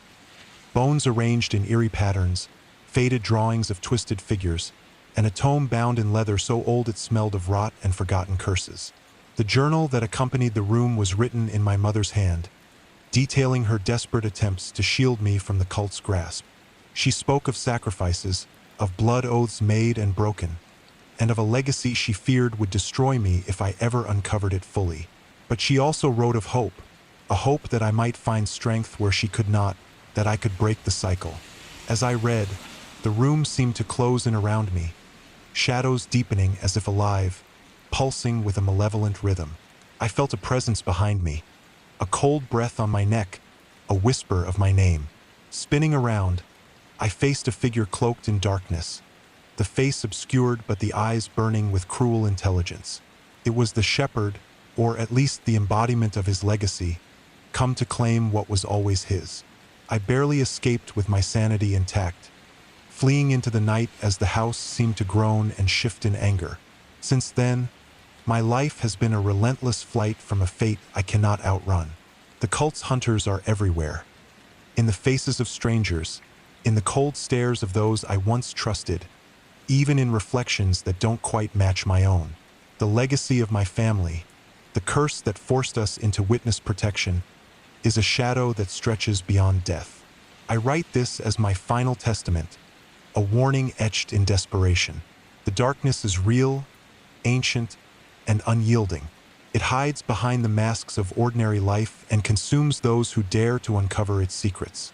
My family vanished to protect me, to keep the nightmare at bay. But the nightmare never sleeps, and now it hunts me. The final days before I decided to write this all down in full detail were the hardest. Each moment a battle between the urge to disappear and the desperate need to expose what has haunted my family for decades. I became hyper-aware of every sound, every glance, every unexpected visitor, knowing they might be the cult's agents or worse, those corrupted from within the institutions I once trusted. Sleep became a distant memory. Every attempt to close my eyes led to visions of those dark rituals, the chanting figures, and the relentless presence of the shepherd watching with burning eyes that promised damnation or power, depending on my submission. I found myself questioning everything I'd ever been told, every memory I thought was mine, wondering if the fragments of my past had been carefully crafted lies to protect me from the truth, or worse, to keep me compliant. I reached a breaking point the night I awoke in the middle of my locked apartment to the sound of chanting, low and rhythmic, vibrating through the walls and under the floorboards, as if the building itself was alive with ancient malevolence. When I turned on the lights, there was nothing but shadows, but the symbols I had seen so often before now glowed faintly, etched into the walls with a light that wasn't quite natural. My phone buzzed incessantly with messages that I refused to open, each one a silent threat or a cryptic summons that left me trembling. In a last desperate act, I visited a priest I had heard whispered about, a man who was rumored to have dealt with evil that defied explanation. His office was cluttered with books, religious icons, and old relics, but there was a haunted look in his eyes that told me he knew exactly what I was facing. He told me the cult's power was not only in its followers but in the ancient curse they wielded, something that tethered souls, bound bloodlines, and twisted the very fabric of reality to their will. He said I was fighting against forces that had survived centuries by sacrificing innocence and erasing truth. I asked if there was any hope, any way to break free. He shook his head slowly. The only way to stop the darkness is to face it, to confront what lurks in the deepest shadows of your bloodline. But beware, the cost is more than most can bear. I left his office with a new understanding. My family's flight into witness protection was not a mere escape from mortal enemies, but an attempt to keep this ancient evil from rising again. The cult hunted not just for revenge, but for resurrection, a rebirth of horrors long thought buried. I knew then that I could no longer run or hide. The darkness had followed me for too long, and the legacy I carried demanded a reckoning. Now, as I write this, I can feel the shadows closing in once more, the hunger rising like a tide that threatens to drown me completely. If this is my last testament, let it be a warning to anyone who stumbles upon these words. Some histories are better left buried, some families better left forgotten. The darkness is patient and eternal. My family vanished into witness protection to shield me from a nightmare that never ended. And now that nightmare has found me. I never thought I would come to accept that some truths are not meant to be uncovered, that the past carries chains heavy enough to crush the soul. But here I am, trapped in the crushing reality my family tried to bury by disappearing into witness protection. Every attempt to reclaim my identity has only pulled me deeper into a shadowed world where trust is a dangerous illusion and safety is a lie. The shepherd, the cult's mysterious and monstrous leader, no longer remains a distant figure whispered about in fear, but a living force that haunts my every step. I have come to realize that the cult's reach extends far beyond the physical realm, twisting the very fabric of reality and planting seeds of fear in the minds of those who dare to remember. The marks that scar my home, my body, and my very soul pulse with an ancient power, binding me to a legacy I neither asked for nor can escape. I have seen the faces of those lost before me, the victims of a terror so profound it has been erased from history, hidden behind false memories and fabricated truths. My family's forced exile was a futile attempt to protect a lineage cursed by blood and shadow. My parents' silence, the constant moving, the fractured memories, all pieces of a desperate gambit to keep the darkness at bay. But the darkness was patient. It watched, it waited, and now it has claimed me as its own. The visions intensify with every passing day. I see the cult's ceremonies in my dreams and in waking moments, blurred and bleeding together. Figures in dark robes chant my name, calling me to join them, promising power beyond comprehension in exchange for surrender. I fight back with everything I have, but the hunger, the relentless hunger for belonging or destruction, gnaws at the edges of my mind. The government agents who once offered protection are now indistinguishable from the cult's hunters, their loyalties murky and shifting like shadows in a firelight. My calls for help are met with silence or worse, ominous warnings that I interpret as veiled threats. The final straw came when I discovered a message carved into the inside of the attic box that held my family's secrets.